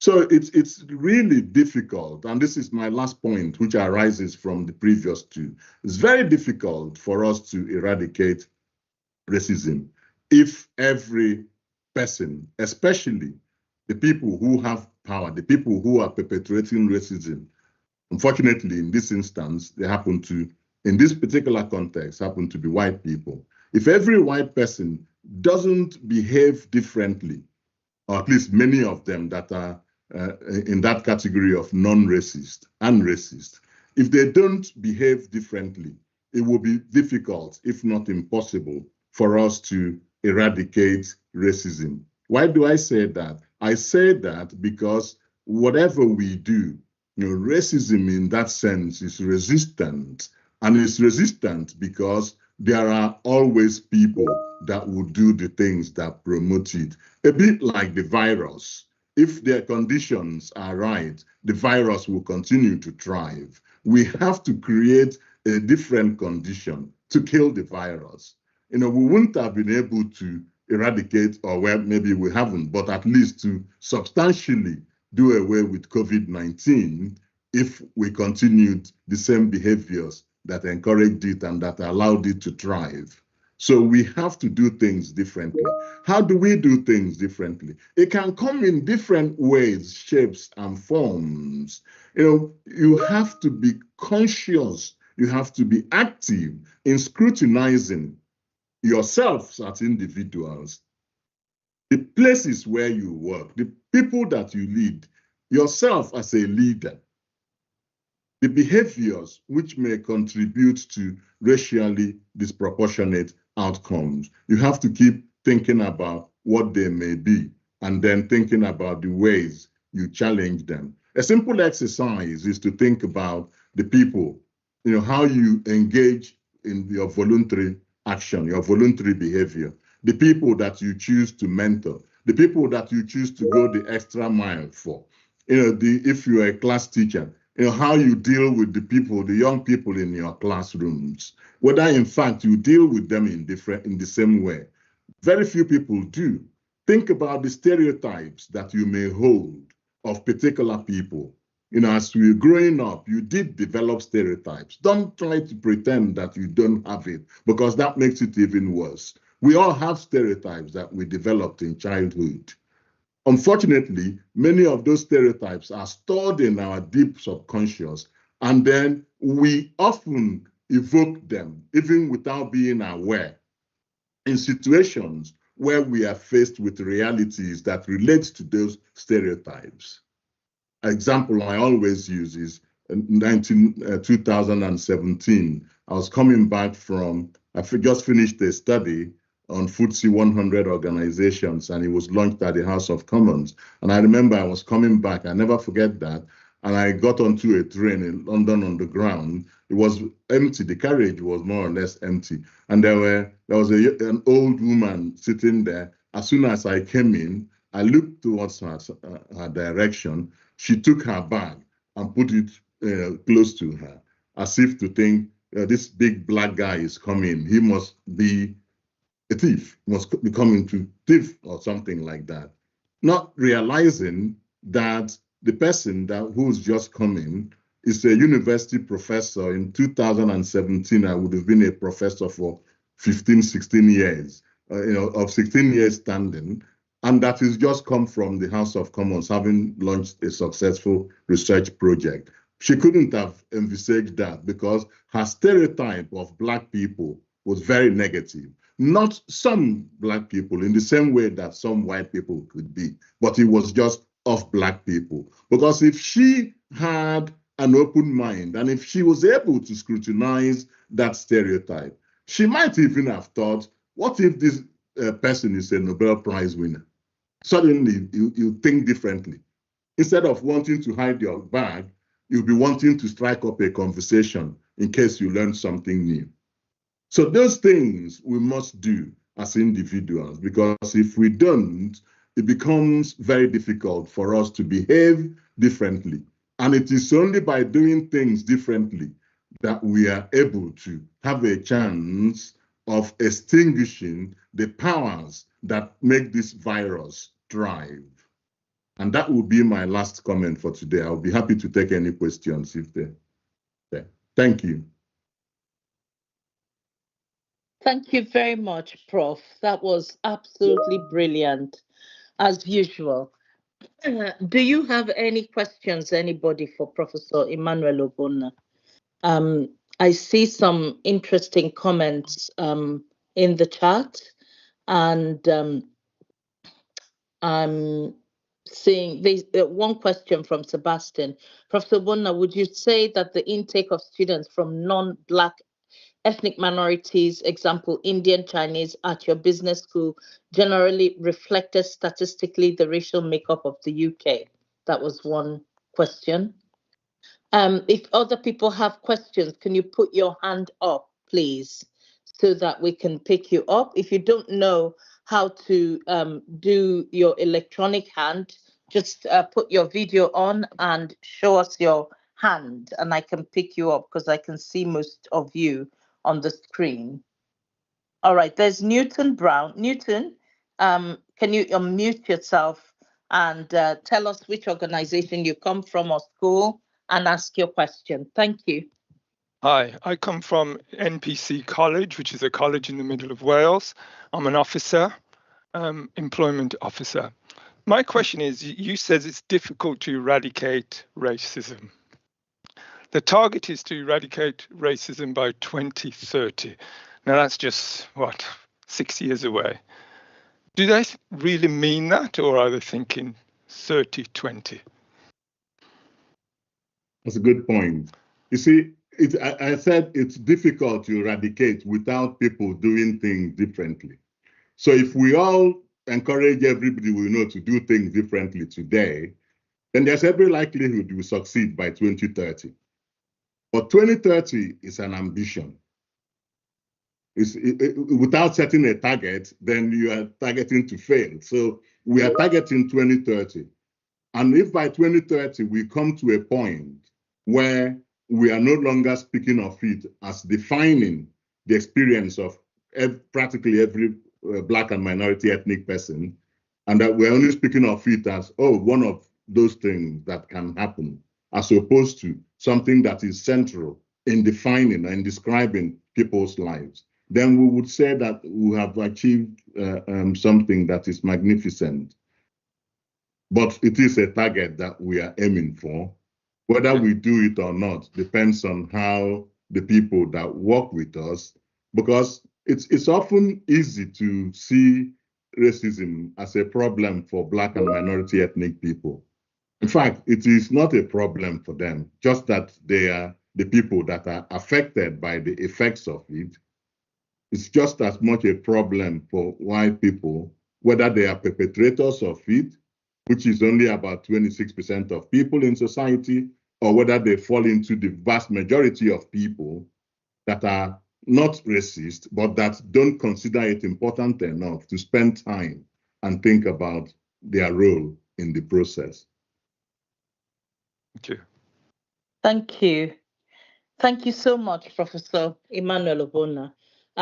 Any other hands up? Let's check. Any other questions? Anybody? Okay, somebody's asking, they've sent a chat to our computer system.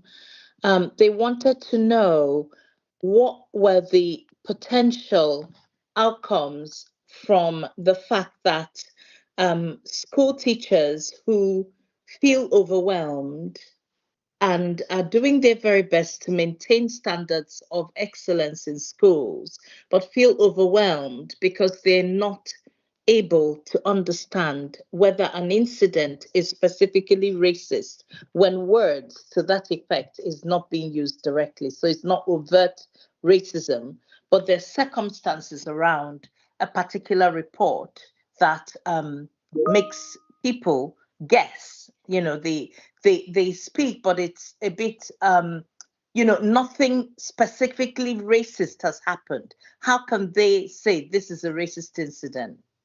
That was the crux of the question. Prof, can you help? Yeah, you've got to see the incident. It's very difficult to talk about abstract situations like that if we don't know what the incident referred to is. But you have to, the most important thing that I think a school can do in that sense is to make sure that individuals understand what racism is. My experience from talking to some, not many, not everybody I speak to, but some of the white people that I speak to, is that their understanding of racism is very different from the experiences of ethnic minority people.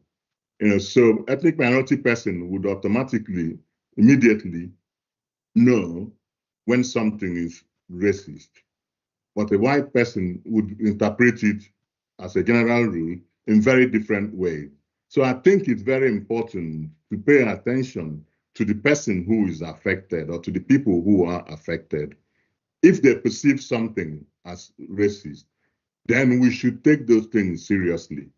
In some cases, they may say, I don't think this is racist, but I think it's something that we should look at. Then we should look at it in those terms. It's not for us then to attribute that meaning to it because the person who is concerned has said it is not. Thank you very much. Okay, I think we've come to a natural conclusion. Is Judge Singh still in the meeting so he can have the last few words? Somebody's saying, thank you, happy to speak to anybody here about the work of Into Film, if anyone is interested. So that's great, please contact. It is hard to be in, but you must reinforce the fact that if she don't report it, then there'll be no other targets who could go on to self-harming or worse because of not having strong support or even not being believed. It is so important that teachers recognize the trigger point in law and actively do something about it. I thank you all for coming along. Please, please, please contact somebody. Don't continue on your own. And there's a lot of help out there. We will get out as much of this information as possible to you. It's also been live streamed. So after the event, you can rewatch the sections you missed, on Twitter, etc., etc. And also check out our Zero Racism Wales pledge. Please sign the pledge if you are able to. If Judge Singh is here, can you greet everybody as they leave? I knew that he had to disappear earlier. Is the chair still here? Okay.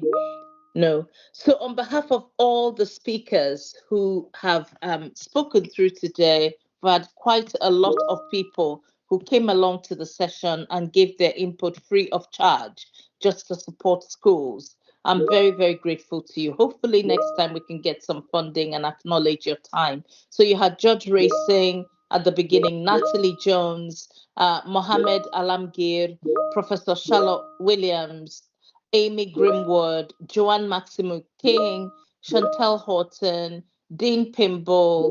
We had Professor Emmanuel Obona. please, thank you to the people of Wales who continue to plug, to do the best that they can in very difficult circumstances. And if you know where Race Council can get funding, please tell us. We do need to pay people to do what they do and not keep asking everyone to work for free. Thank you to all the teachers who are absolutely amazing and doing such wonderful work. We thank you. Here's to a more inclusive and anti-racist Wales by 2030. Take care, everyone. Thank you to Taiwo, our IT man. We're very grateful for your help. Apologies for the earlier hiccup. Bye, everyone. Bye. Bye. Thank you very much. Thank you. An incredible event. Thank you. Thank you.